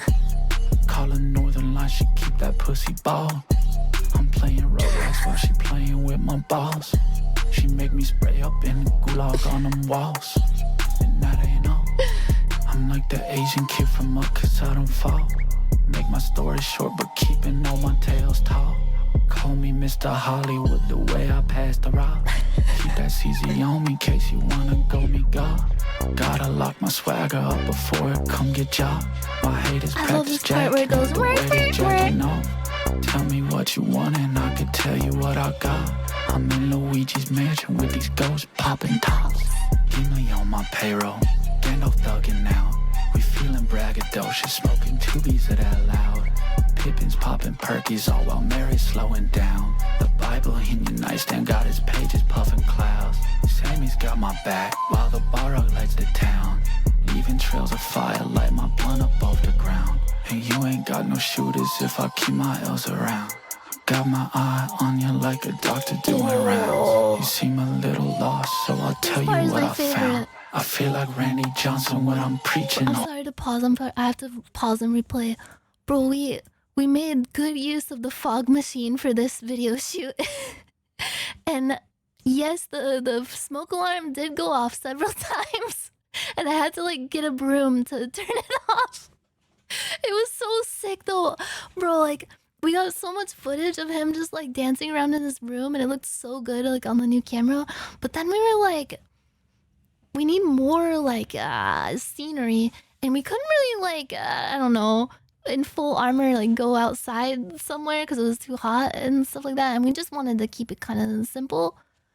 So I just like got a bunch of fucking stock footage of like wolves and stuff and put a shit ton of effects over it. I don't know what I'm doing, but it looked cool. It looks cool, and he likes it. So it all came together in the end.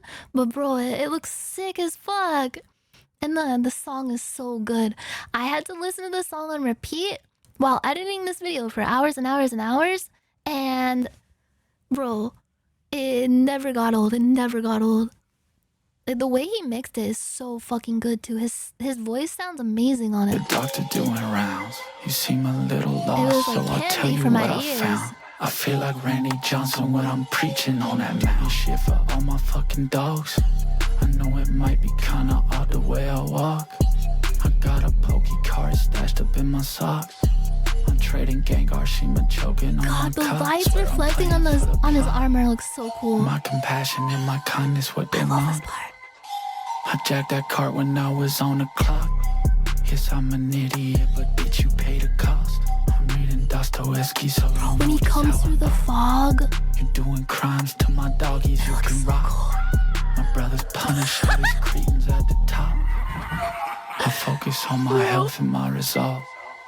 All these problems that we got, they will be solved. If we can't solve them now, we will evolve. And I don't know if free will exists or there's a God. But if there is, when I see him, I'm gonna beat him. I've been mixing potions up just so I can meet him. Got the gamer I got a bone to pick, why'd I get them beatings? He goes straight to God, mod, and don't he see that's cheating? Anyway, let's find Padme. I think it's time to pay. Let's pray the pain away. Do this shit for God, that part, I think that part's one of my favorites. See me dog, the finger gun at the camera from the low angle, the Dutch angle. If they ain't hitting what we pitching, then they out. I'm for my dogs. Yo, this guy keep whispering like that. I'm a cum. Same, bro. Have a seat and get comfortable. both be hollow before you know it. Oh, be hollow before you know it.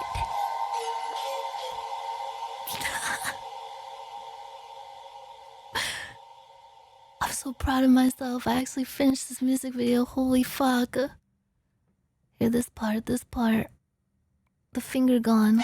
I think it's time to pay. Let's pray the pain away. Do this shit for all God, my it's so fucking good. dogs. See me dog walking, Yes, stomping. please check out his new song, For My Dogs, Lord Aethel. Plug. Directed by yours truly. Shot and directed. It was my first time filming a rap music video, and you know what? It was very fun. I heartily enjoyed it. It's a really good song too. So I did not mind putting it together. This is a fun little foray into video editing. I learned a lot. One of the main things I learned is that I hate Sony Vegas with a passion. It is terrible. I fucking hate it. Pure, unadulterated cinema. So yeah, I'm working on a new song. I want to release it very soon. I also want to do a music video for it. And I don't know, I'm torn because I'm still... That song I did with Vay, it's done. It's completely finished. But we were just like, should we wait to release it with the music video? So I'm like, I wanna release my other song so bad because I don't want to have to wait for both of them to have the music video finished. So I don't know. It would be more impactful. But the beat is so cool. I can't wait for you guys to hear it. Wait, what? Background music? Oh, sorry. I forgot to turn it down. Anyway, I was saying, I edited the music video. It was really fun, and I have a new song coming out, but I don't know whether to wait for like the music video to be done for it or to just like release it and say fuck it. Cause I had that song with Vay too, but we wanted to wait to release it for the video to be finished for it and stuff. So I don't know. I don't know if I can wait for both of them to have the music video. Cause I just want to release new music already. It's been forever. I really want to get back into making more songs and stuff. Like over my break, I wrote a bunch of stuff. I recorded this new song. I'm really looking forward to showing you guys it cause it's sick as fuck. The beat is really good that Mr. Aethel made, and I want to make even more. I want to make more like rap songs. I want to make like a, I don't know, like a fucking like bitchy house kind of song with like a kind of sound. And I want to make like a funky disco kind of song, like some like light and airy, groovy disco. So I've been riding up a storm.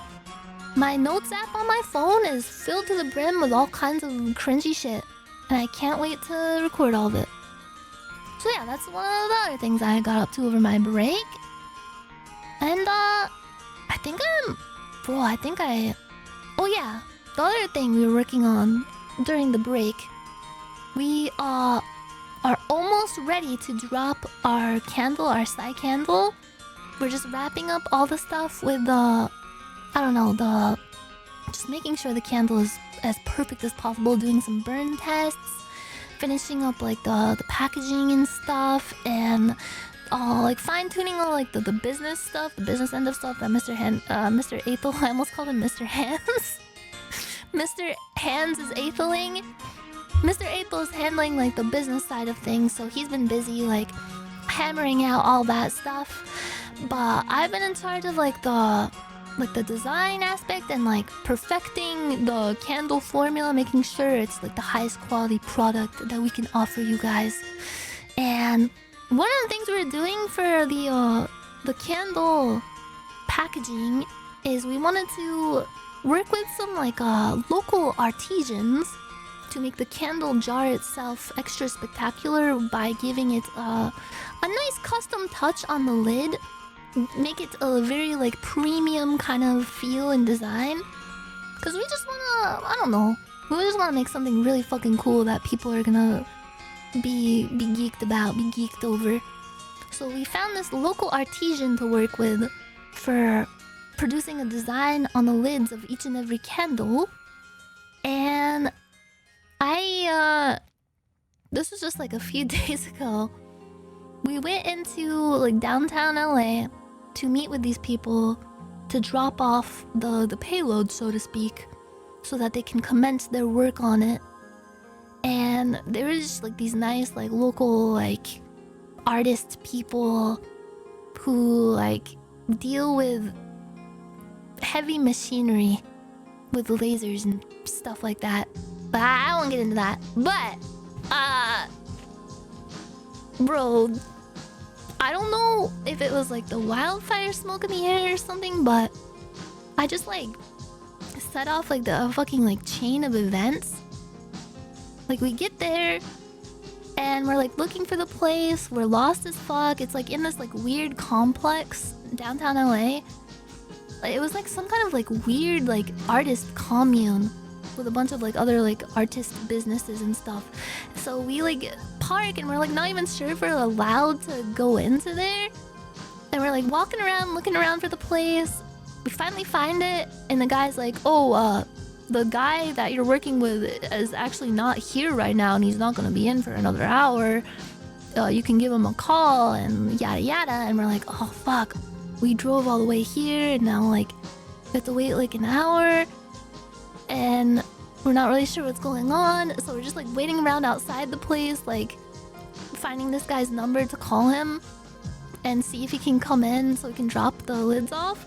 And out of like the ether, out of the mist, comes this guy that looks like a fucking like a NPC from a Yakuza sub-story or something.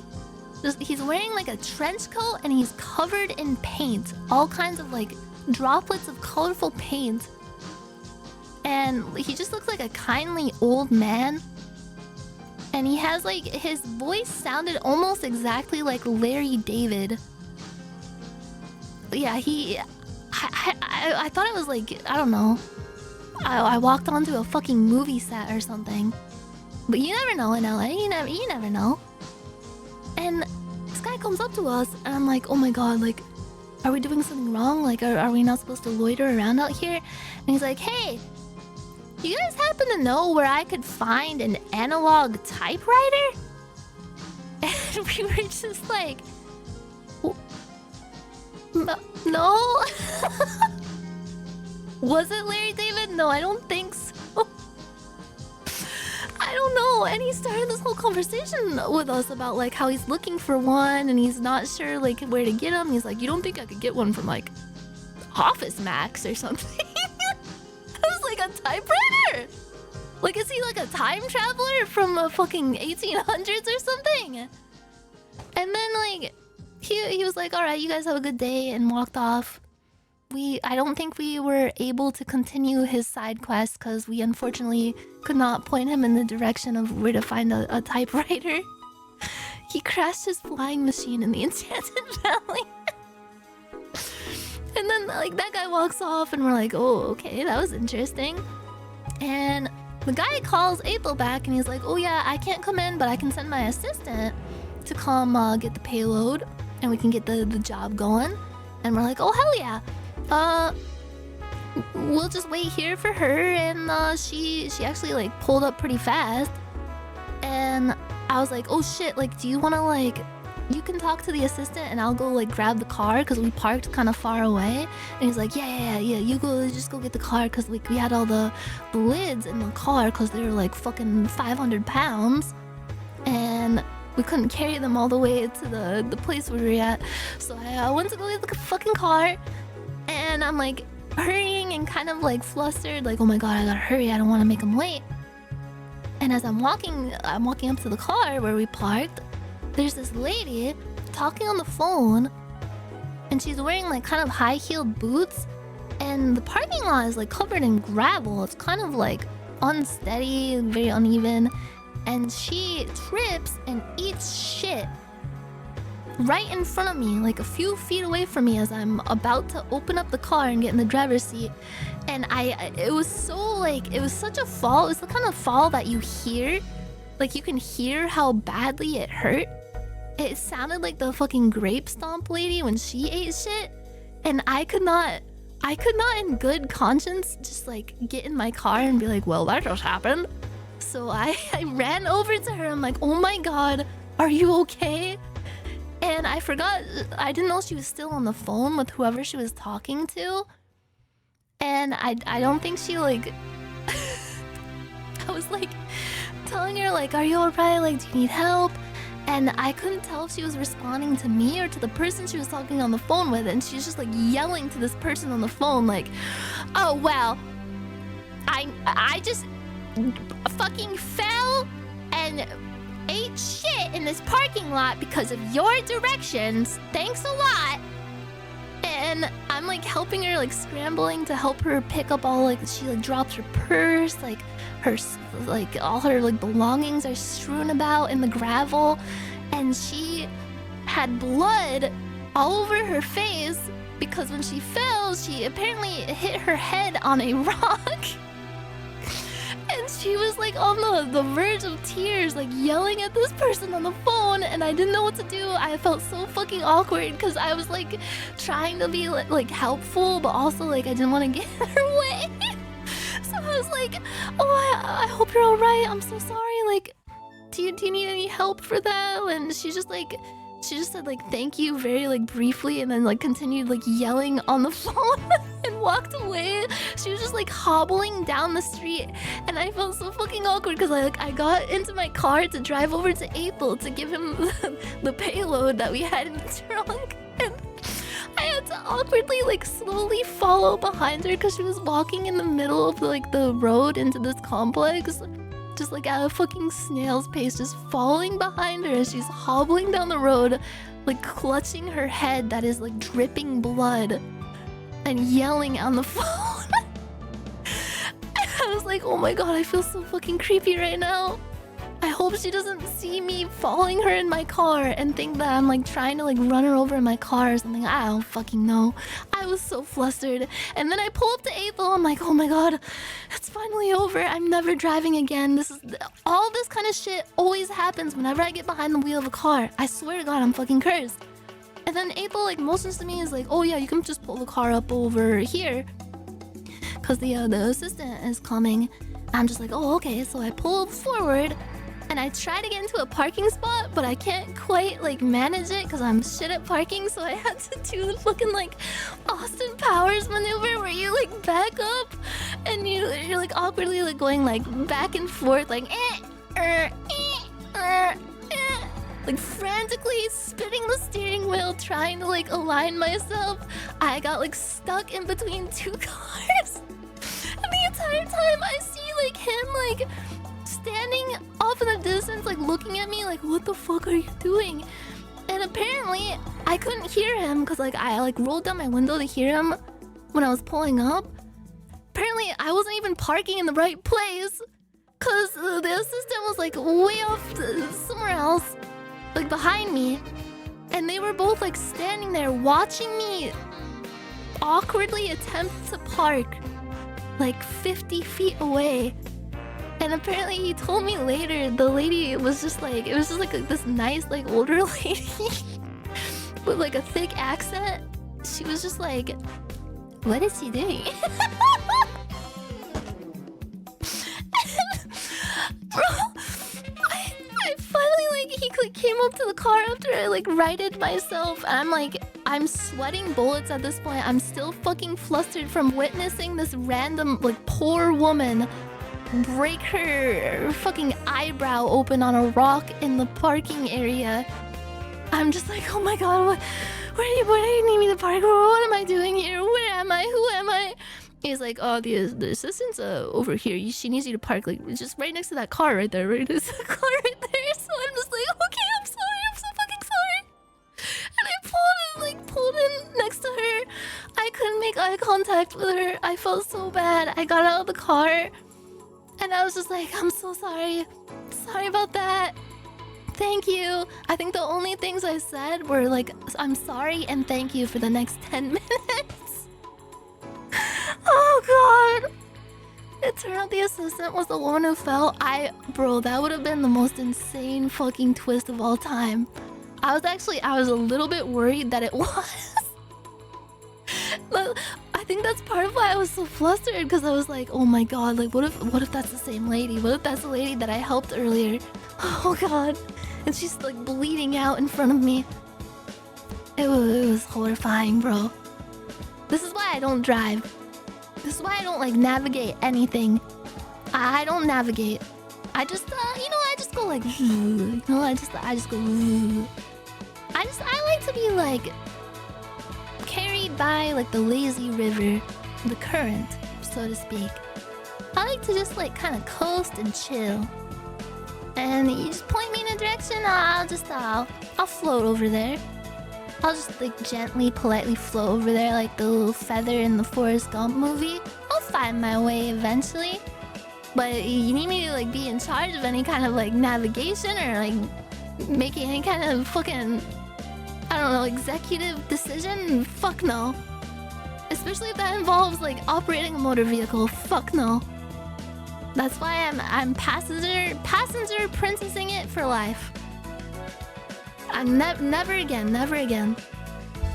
But I mean, if you think about it, my decision to go get the car actually worked out in a way for that strange woman who ate shit in the parking lot.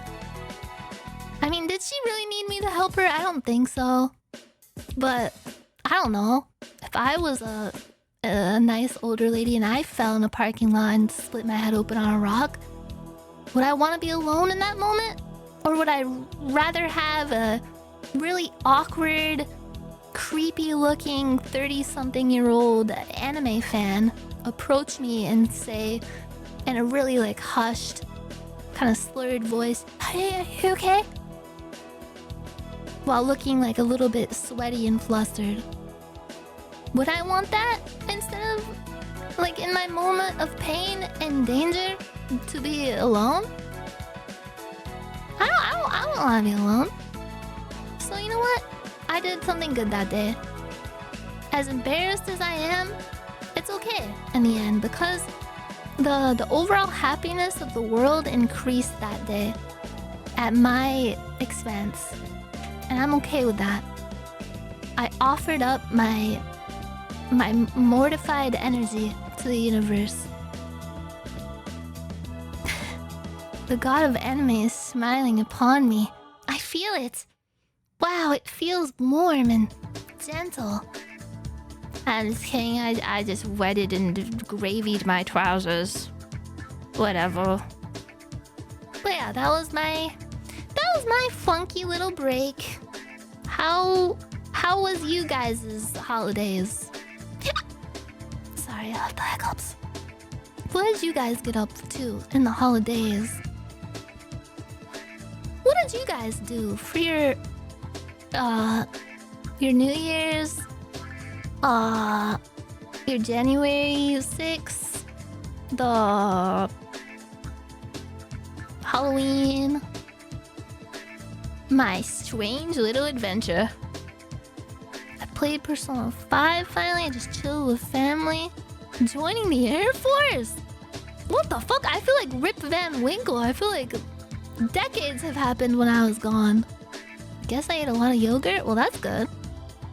Yogurt's really good for you. It's got like little bugs inside of it that are good for your intestines. I watch strange people online. Don't we all?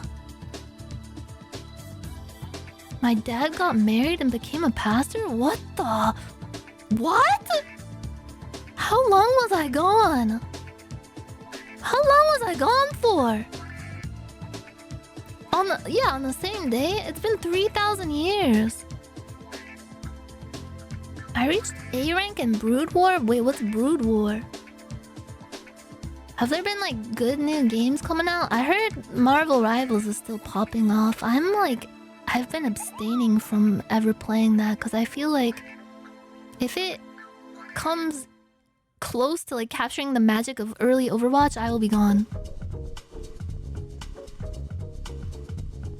Wait. I stopped using my shower towel on my face and started using an exfoliator when I wash my face. Good results. I'm ready for the next Nyan health and wellness tip. Bro, nice! Yeah, it does. It makes like a huge difference, doesn't it? Just like exfoliating gently once a week, getting all the dead skin and stuff off. And making sure the stuff you're using to dry your face isn't a moldy old towel that's been hanging up all week. Which I'm pretty good at that. Usually. Oh yeah, make sure your pillowcase is washed at least once a week too. Yes. Still using the Scribblussy? Wait, really? It's good, right? It's so good.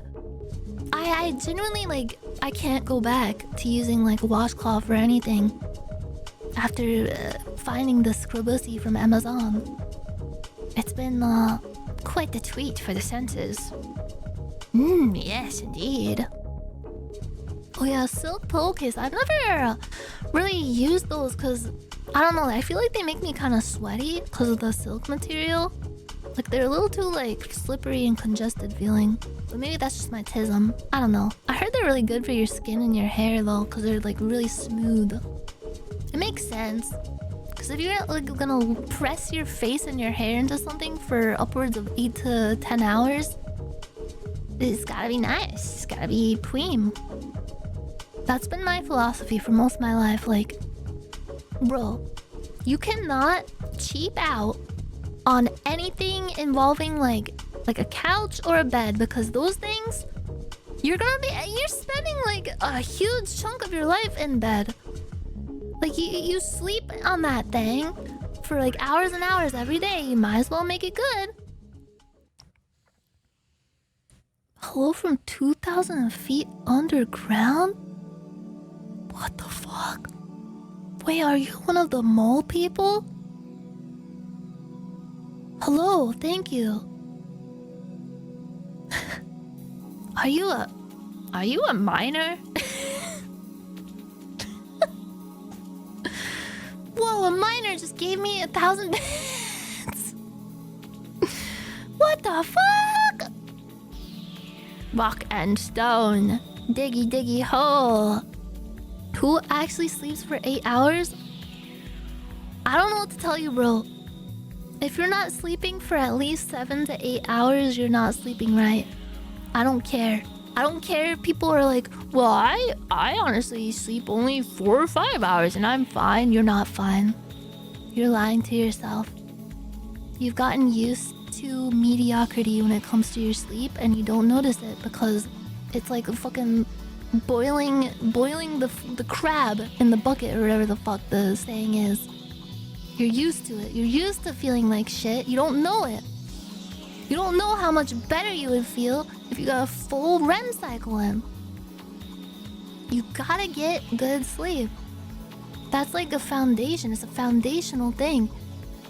I used to think like, oh man, maybe I'm just like a pussy ass bitch because I need like at least 8 hours of sleep every night or I'll feel like shit. No. I'm actually a fucking genius. I worked at a fucking Serta mattress fucking sleep science facility for 7 years, okay? I know what I'm talking about. I know that sleep is number one. And it's just like I want to like grab people and shake them when they're like, well, I only sleep like 3 hours a night and I'm okay. You're not, bro. You don't know how not okay you are. You're gaslighting yourself. How do I force myself to sleep for 8 hours? I automatically wake up after max 6 hours. So what's probably happening is, this happens to me sometimes. I get like woken up by the sunlight in my room. Or like maybe if your body is used to waking up at a certain time, it just kind of just does that. You can, honestly, bro, just take some fucking kratom. Take some kratom and go backpacking in Malaysia. That's what would fix it for me. Nah, actually, I take magnesium glycinate.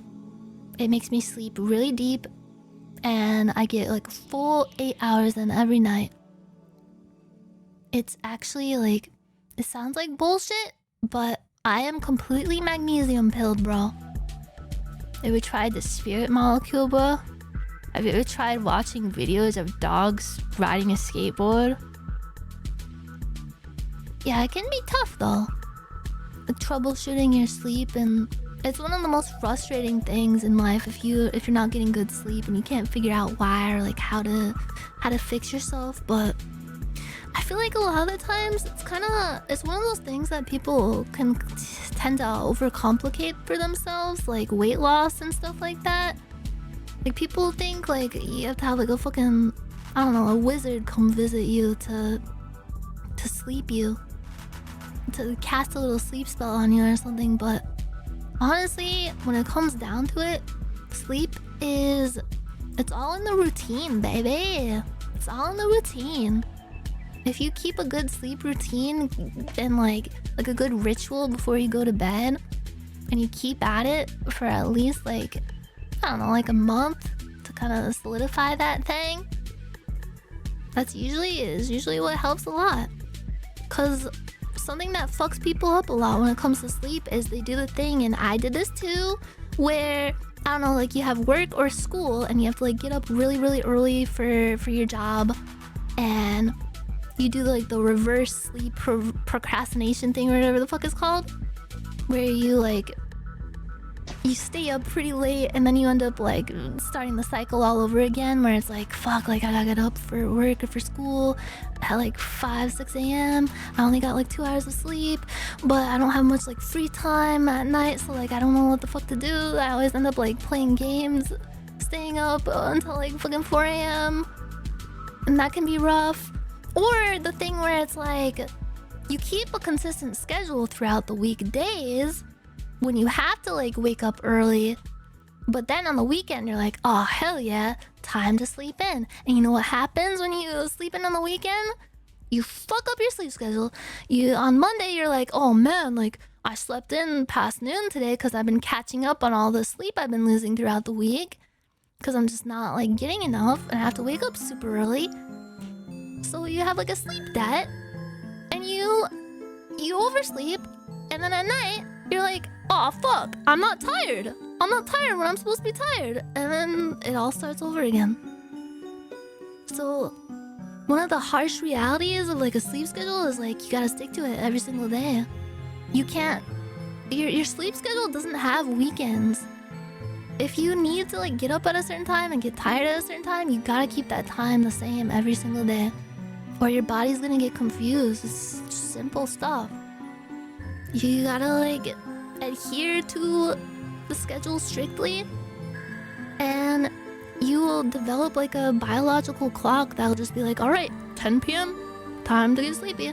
And it sucks because like, I don't know, it can be hard with like the revenge sleep procrastination thing, where it's like you get home after a long day, like a 9 to 5 or at school or something, and you got a lot of like shit to do at home, like errands and stuff, and then you're like, man, like I want time for myself, I want to play games and just like chill or something. So you end up like staying up super late, and it kind of fucks things up.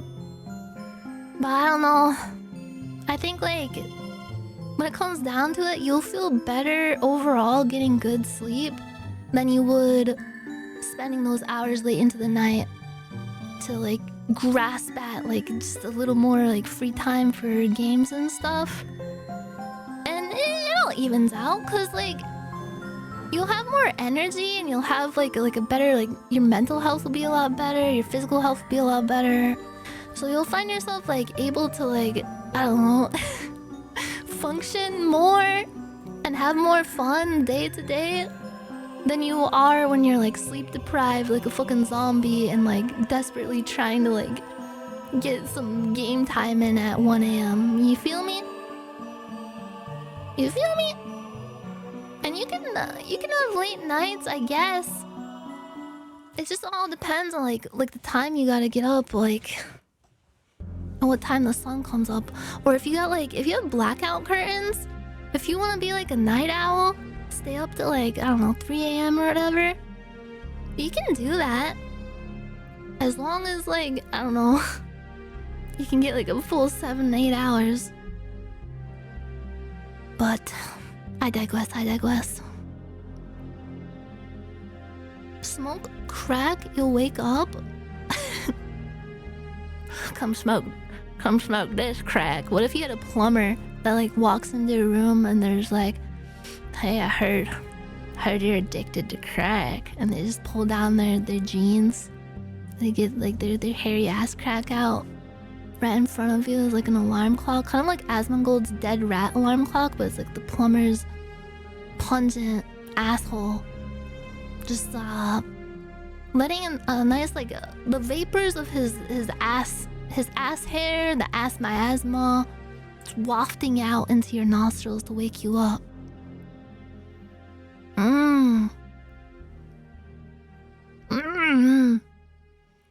But yeah, people who have like, I could never do night shift. Holy fuck, people who have jobs where they have to work night shift, keeping a good sleep schedule for that is just fucking impossible. People who work night shift are actually like, I don't even know how you're still alive. It's heroic, but also really, really sad. I could not do what you do. As much of a degenerate as I am, I need my sunlight. I need to be among the waking world. You know what I've realized about myself? After like finally fixing my sleep schedule for good, having like a really, really good fucking routine, I'm actually a morning person. I thought for most of my life that I was a night owl, that I just hated mornings, but it turns out I just wasn't getting good sleep. I just had like chronic insomnia most of my life, and it made me fucking hate waking up. And also like depression and shit, but that'll also make it hard to wake up and make you hate mornings. But after getting all that like figured out, turns out mornings are actually chill as fuck. I fucking love waking up at like 8 a.m, starting my day, and then having like at least like an hour or so to just like fuck around, like chill in bed, read the news, watch the sun come up, hear the birds start to chirp, get my coffee, take my dog out, just like, I don't know, see the world waking up with me. It's nice. I can never go back to like, I used to like chronically like get such shit sleep and like have so many like months and months and months that would just like blend together, where I just like wake up past noon and just feel like complete fucking shit. And it was kind of nice sometimes, like don't get me wrong, like having like pulling an all-nighter, like gaming all night, stuff like that, it's always fun. But those like long stretches of time where you just feel like shit because your sleep is shit and you're missing out on so much of like just like life stuff in general because you can't wake up before noon, it just feels awful, bro. It's so bad. I can never go back to that. Waking up early makes the day feel longer too. Yeah, it's true. It's so true. Like my days feel so long. I can do so much shit now in a day. Like I feel so productive. I feel like I'm actually like fully enjoying what life has to offer from beginning to end. And before it was like, bro, I'm not gonna lie, I've been through some pretty dark periods in my life due to like depression and chronic health issues and stuff, where each day just kind of like blended together into this like gray sludge, and I felt like I was just watching life just pass me by. I felt like, oh well, I don't give a fuck, like I'll just ignore that feeling and just keep like escaping, and like who cares, like, you know, who gives a shit? I'm just gonna keep staying up all night, living my edgy lifestyle. But little did I know, turns out when you wake up on the right side of the bed and you wake up early, Benjamin Franklin was fucking right. Early to bed, early to rise. Makes a Nyan healthy, wealthy, and wise. Feels so much better. It's crazy like how much sleep can affect you. Like lack of sleep, or like just like the general quality of your sleep. It can fuck up everything and it can help everything, depending on where the scale is being tipped. Benjamin Franklin didn't wipe. He had other people to do that for him. Haven't you heard about the Freemasons? Something your grandpa didn't tell you about. Oh yeah, thank you, Angry Owlcat. Thank you for the raid. Sorry, I was just yammering on about a bunch of bullshit. Thank you for the raid though. I hope you had a wonderful stream. Happy New Year. I haven't streamed in quite a while. Quite a while. Haven't you heard about the discount Masons? Can you get those from Costco? I've never been to Costco. You know what? That's one of my New Year's resolutions. I want to go to a Costco. Oh god. I need water. I have hiccups like trapped in like a traffic jam inside my diaphragm.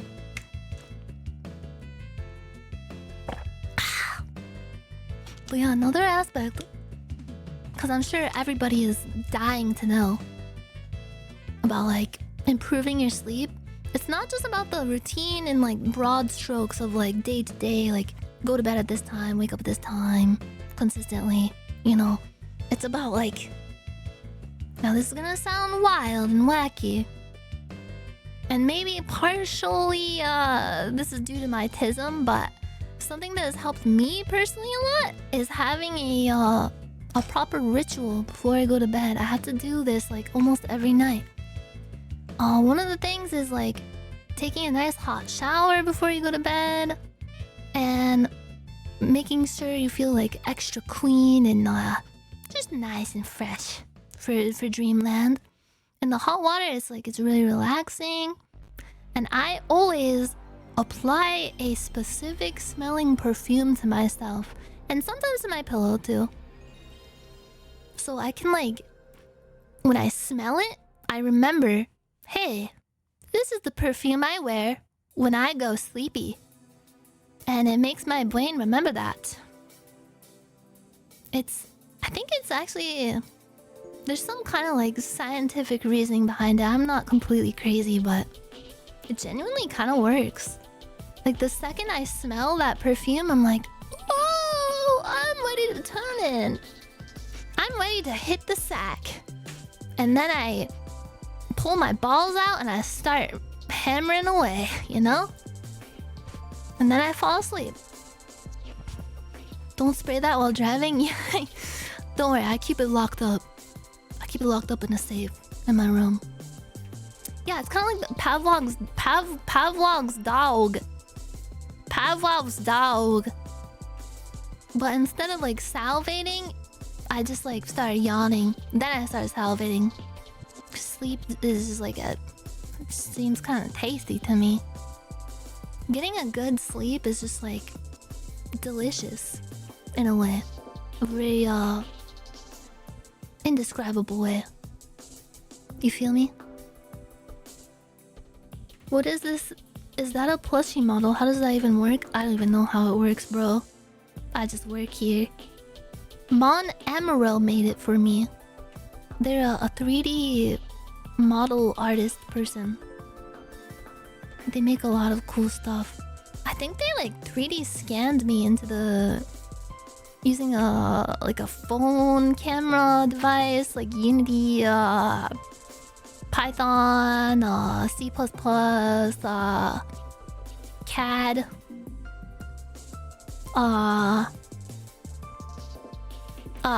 nuclear reactor. Yeah. I love how it looks like I have a double chin. But yeah. Oh yeah, my sleep ritual. I put the perfume on, and then I make sure, this is really important. Sometimes I don't adhere to this very strictly. Sometimes I'm kind of bad, but I don't touch anything related to work within an hour of going to sleep. If it's an hour before sleep time, I don't exist when it comes to like work stuff. I'm not there. I am simply not there. I don't check emails. I don't check Discord stuff relating to work. I try not to think about it. As far as I'm concerned, an hour before bed, I am unemployed. And it helps a lot to like, if you're the kind of person like me where you struggle falling asleep because your brain just won't turn off, one of the things that like can kind of trigger that is just like getting into work mode and like thinking about like, oh, I gotta do this, I gotta do that. I have an idea for this, I gotta work on this. But if it's an hour before bedtime, just don't. Just don't. Just leave the work behind for at least, I think like most, like 99.9% of people, if you're, unless you're like a fucking ER doctor or something, or like, I don't know, like one of the firefighters fighting the wildfires right now, God bless them. 99.9% of people, you just got like a fucking like, you're like me, like you got like an email job or something. You can like ignore that for 1 hour before you go to bed. No, not an ERP doctor. Yeah, if you get into work mode while you're trying to get sleepy, it's counterintuitive. And the same thing goes for I don't know, like any other kind of stuff that'll get you like too mentally stimulated, too like locked in, keyed in. Like, I don't know, I can't even like play a game an hour before going to bed, because then I just get like, I get all wired. I gotta do only boring shit before sleepy time. And sometimes like that includes like, don't even like scroll videos, don't even watch videos or anything like that. And if you do watch a video, it has to be something boring as fuck, so that you'll get into a nice like hypnotically sleepy state of mind. Yeah, no politics. Don't watch the news an hour before going to sleep. God, no. Hell no. That's morning activities. That's for waking up and immediately feeling a healthy amount of despair. Yeah, and also like the light from screens can kind of fuck you up too, I guess. But I'm pretty bad about that. I like doom scroll a bit in bed, but I don't know. I think a healthy amount of scrolling is okay. It's all good. Who am I? I'm flawed. I am a flawed specimen, much like all of you. Light beams burn your retinas? Oh, hell yeah. I want to turn into Cyclops. Yeah, watch spooky ghost videos before going to bed. Then you'll be like, oh no, I'm so scared. Maybe if I go to sleep, I won't be so scared anymore. That works. Or, what else can you do?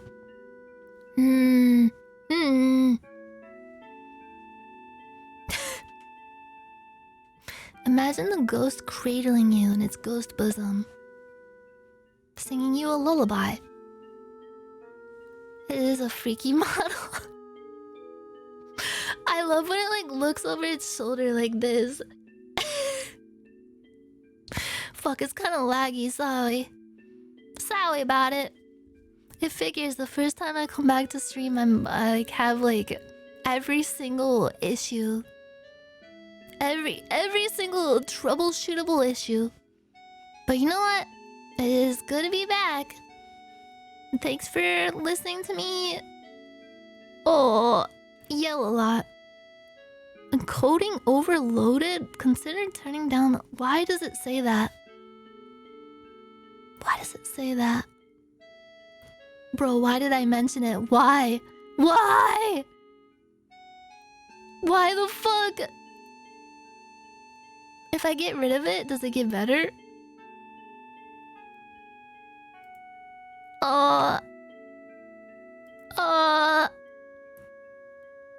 Wait. I'm not like dropping any frames on OBS or anything.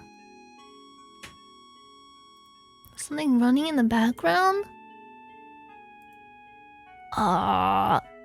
Not that I know of, aside from my VTubing software.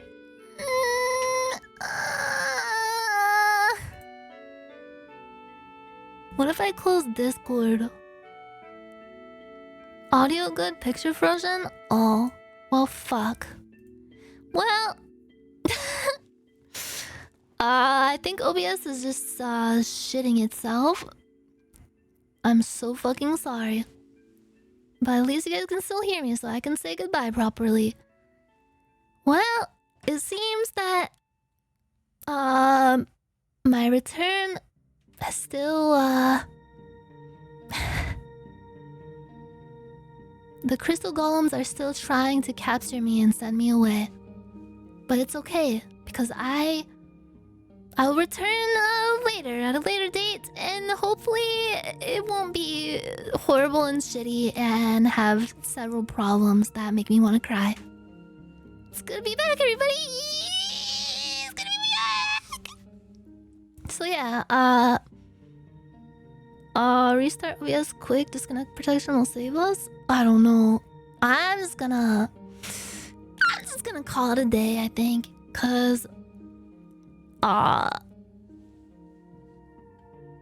just don't want to troubleshoot that shit right now. I'll be real, I'll be honest, I'll be real, I'll be 100,000% hard on my sleeve. But yeah, sorry about that. I think I have some kind of bizarre curse. Maybe it's the, I don't know, the guilt of not streaming for like a month. Maybe, I don't know, there's some kind of like ancient pharaoh's curse placed upon me. I'll figure it out though. I might stream tomorrow if I can figure out what the fuck is wrong with my audio setup and OBS. I don't know. But thanks for listening. I'm also gonna be doing a sponsored World of Warcraft thing with Silver on Saturday. So look forward to that. Please looking forward to that. Wait, it's fixed now? I wonder why it did that. Bro, I genuinely think I have some kind of curse. This is fucked up. Oh, is this the same curse that made the fucking lions lose? What have I done? I'm so fucking sorry. I'm sorry. Bro, I haven't streamed in like a million years and I come back and my stream is all broken and fucked up. What have I done? I'm so fucking sorry.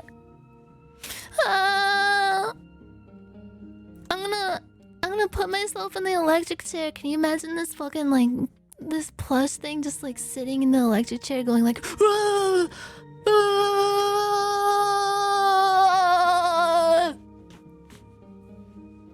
Please forgive me. Please fucking forgive me. I'm sorry. My fucking audio is scuffed and my stream got laggy and I don't even know why. I don't even understand.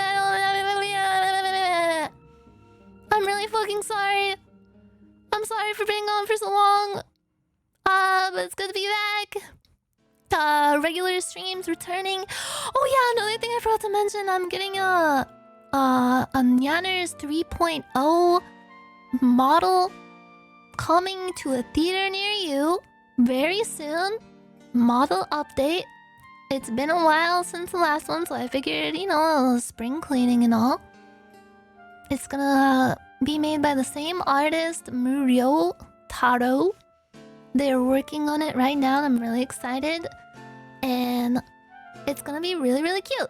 I'm tempted to show a tiny sneak peek, but I don't know. I don't want to like ruin the surprise. I mean, you guys are not gonna tell anybody. I mean, nobody gives a shit. It doesn't even fucking matter. Honestly, it doesn't even fucking matter. Here, I'll show like a tiny sneak peek. Tiny. Tiny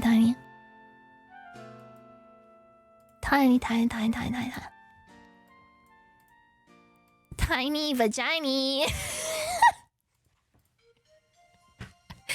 but tiny vagina inside me.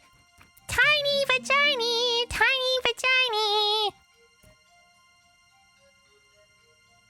Okay, this is a work in progress. Work in progress alert. Work in progress alert. Work in progress alert.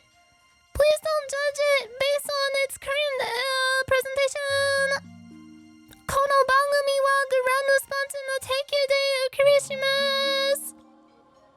Please handle with care. This is work in progress. It's not finished. Here's a tiny sneak peek of my 3.0 model. Tiniest sneak peek. Tiny. It's gone already. I vaporized it. I reabsorbed it into my colon. Does it have a bag of treats? Oh, you're just gonna have to wait and see.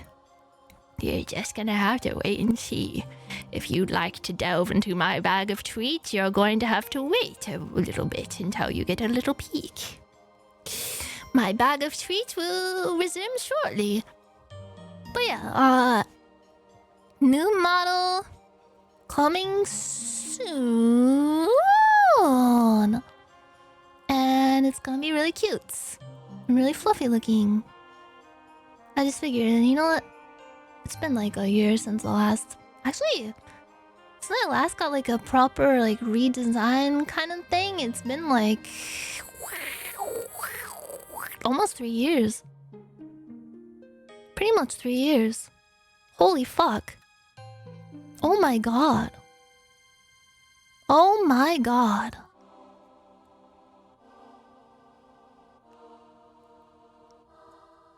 Wait, is this my 5th year of being a VTuber?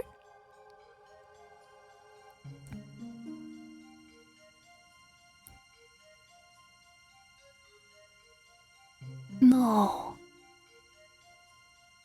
No.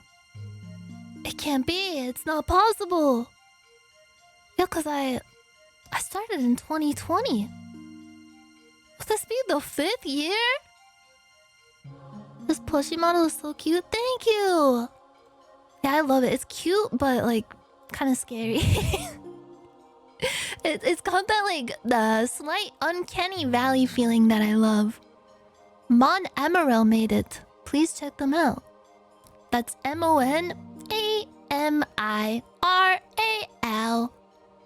on Twitter. On this big, beautiful planet that we call home. I just hit 4 years as a sub. Oh my god! No. Bro. Oh my god, bro. Oh my god. I mean, I guess it's a good time to do a fancy schmancy new model debut, I guess. We must celebrate. A celebration is due. So yeah, that's coming. New music coming. I want to make so much more new music. Over my break, I felt like so more re-energized and just like inspired. I wrote so much stuff. I just want to like hit the ground running really, really, really fast until my legs are a blur. Till my legs just turn into like a spiral. Oh god. I like how it looks like it's being puppeteered. Like it needs to have some Muppeteer's hand up it. Like it's got like a hand up its butt. There's an invisible hand. The invisible hand of the economy is puppeteering me. Up my ass. My hairy asshole. My hairy plumber asshole. Are there any like... You know what? I don't want to like sound sexist, but I feel like there's no girl plumbers. Like obviously girls can be whatever job they want in the world, but I've never seen a girl plumber in my life. Have you? It seems like a very like male-dominated field. It seems like it's like overwhelming, like mostly male. Like even more than like a VTuber audience, male-dominated. I guess like if you're a girl, you can't really pull off the whole like the plumber aesthetic where you got like your ass crack hanging out in like a like kind of like when a plumber has his asshole hanging out when he's like working on the pipes, it's kind of like it's got like a rustic feel to it. Like a rustic kind of like wholesome, no pun intended kind of feel. But if a girl did that, it'd be like automatically like had the same kind of feeling as those commercials of Paris Hilton washing the car and eating a burger. It just wouldn't work, you know? It would just feel like, well, she has her asshole out for like a sex reason, but a plumber has his asshole hanging out. That's just part of his job. It's just like a happenstance of how committed he is and how locked in he is to fixing your plumbing problem, that he doesn't even notice that his asshole is hanging out, you know? It's like a masculine kind of presentation of his skill and how committed he is to it, to his handiwork. So he's like working away, like toiling away under your sink, doesn't even notice that his ass crack is hanging out.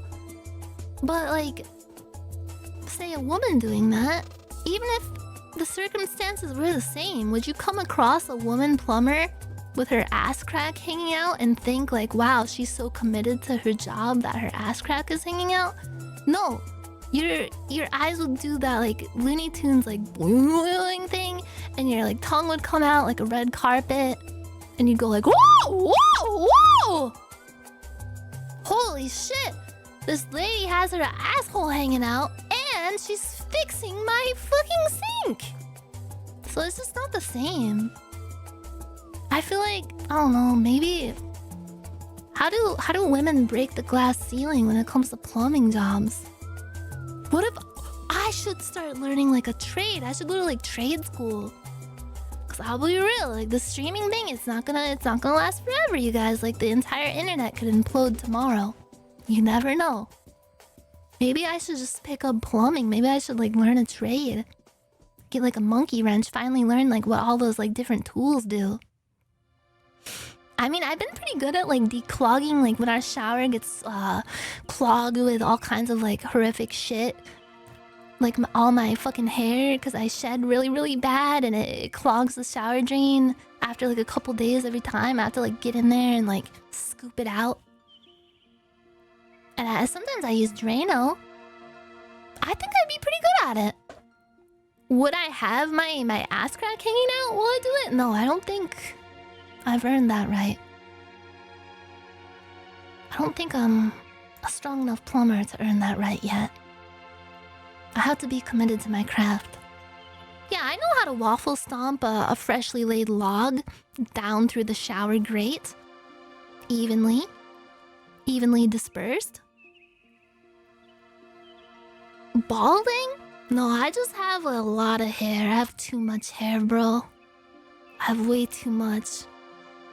And it's been like a problem my entire life. I like every time I go to get my hair done, they're always like, oh my god, you have so much hair. And they say it in a way where I can tell that they're like, oh shit, here we go again. This is gonna take fucking forever, isn't it? It's gonna take 5 fucking hours to do this girl's hair. And I feel like I have to apologize tearfully to them every fucking time. Fake ass crack is like stolen valor? Yes, exactly. It's like a medal of honor. I can't just like adopt that onto myself without knowing what it is truly like to be committed to a life of plumbing, to the pipes. And then they charge extra? Yeah. Wait, is that why getting my hair done has been so expensive my whole life?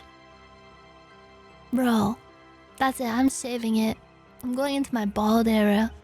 My bald and bankrupt era. I'm gonna travel to China. I'm gonna make videos where it's like, white guy amazes Chinese restaurant with perfect Mandarin. Yeah, excuse me. But instead of that, instead of learning Chinese, it's gonna be learning plumbing, and I walk into like I don't know where plumbers like convene, like maybe they're at like a bar after hours. Plumber, fledgling plumber girl amazes seasoned plumbers by infinite knowledge of plumbing. My 07 Britney era. Bro, I've had some times where I understood that that crash out that she had. When I was a kid, I watched that all unfold in real time, and I was like, wow, what the fuck's wrong with her? This is fucking crazy. But now, looking back, I'm sorry, Brittany. I really am. She got bubblegum stuck in her hair. By golly, that stuff sticks like a motherfucker, and they say to put peanut butter in it, and it just doesn't fucking work. Nobody fucking gets it. Oh, sounds like a porn title.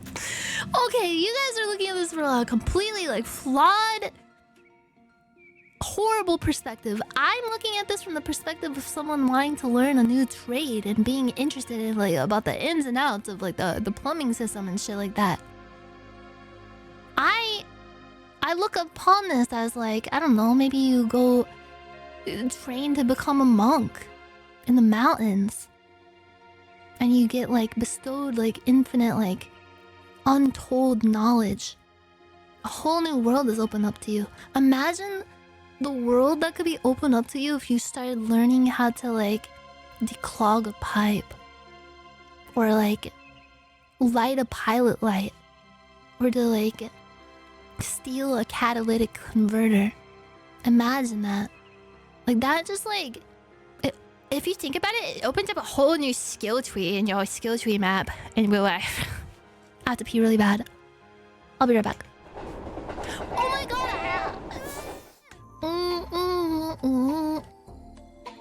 Okay, I'm back. Briefly. I had to... I don't know. Reticulate my splines. I think I covered pretty much everything I needed to talk about. Pretty much.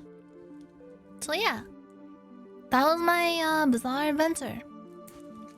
I'm back from break. I want to do more gaming streams. Definitely more Cyberpunk, cause I still gotta finish that. Believe me, I really want to get back to it. And I was pretty close to the end. I had some more like side quests I really wanted to do. You just want to lay some pipes, stop gaslighting us? Oh, I just want to learn a trade. I want to finally learn what a monkey wrench does. I want to learn like the ins and outs of the sewage system, what makes it tick. I want to learn the different types of like alarms that go off when a sewage system is malfunctioning and what they mean. Like if it's a red light, what does it mean? If it's a yellow light, what does it mean? I want to learn what that smell is, why it smells kind of like faintly like broccoli in every room in my house sometimes, and then it kind of goes away. I want to learn why I look over like in my peripheral vision sometimes and I see like shifting shadowy figures. You know? I just wanna, you know, smarter every day. I wanna be smarter every day. Knowledge is power.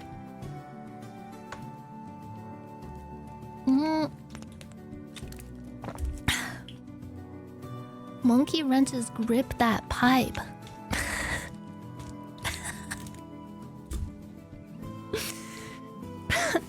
Do you think monkeys like gorillas jack off harder than humans do?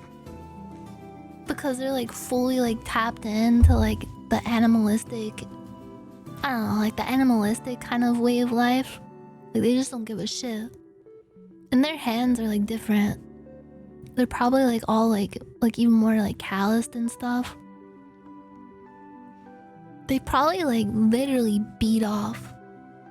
They probably take like a giant like cartoon-sized mallet to their monkey meat. That's not funny. That's what animals in captivity often do because they're so listless and bored and mistreated. It's really messed up the more you think about it. But then, wait a minute. Aren't we all in captivity too?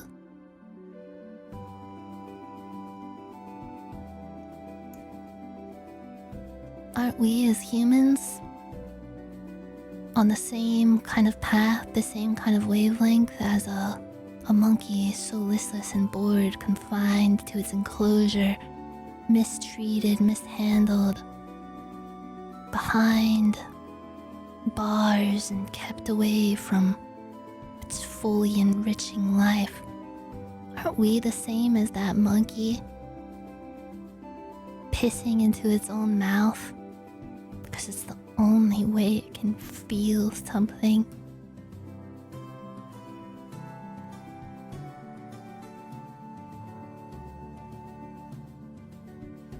Alright everybody, I'll be back probably tomorrow or the next day for another epic stream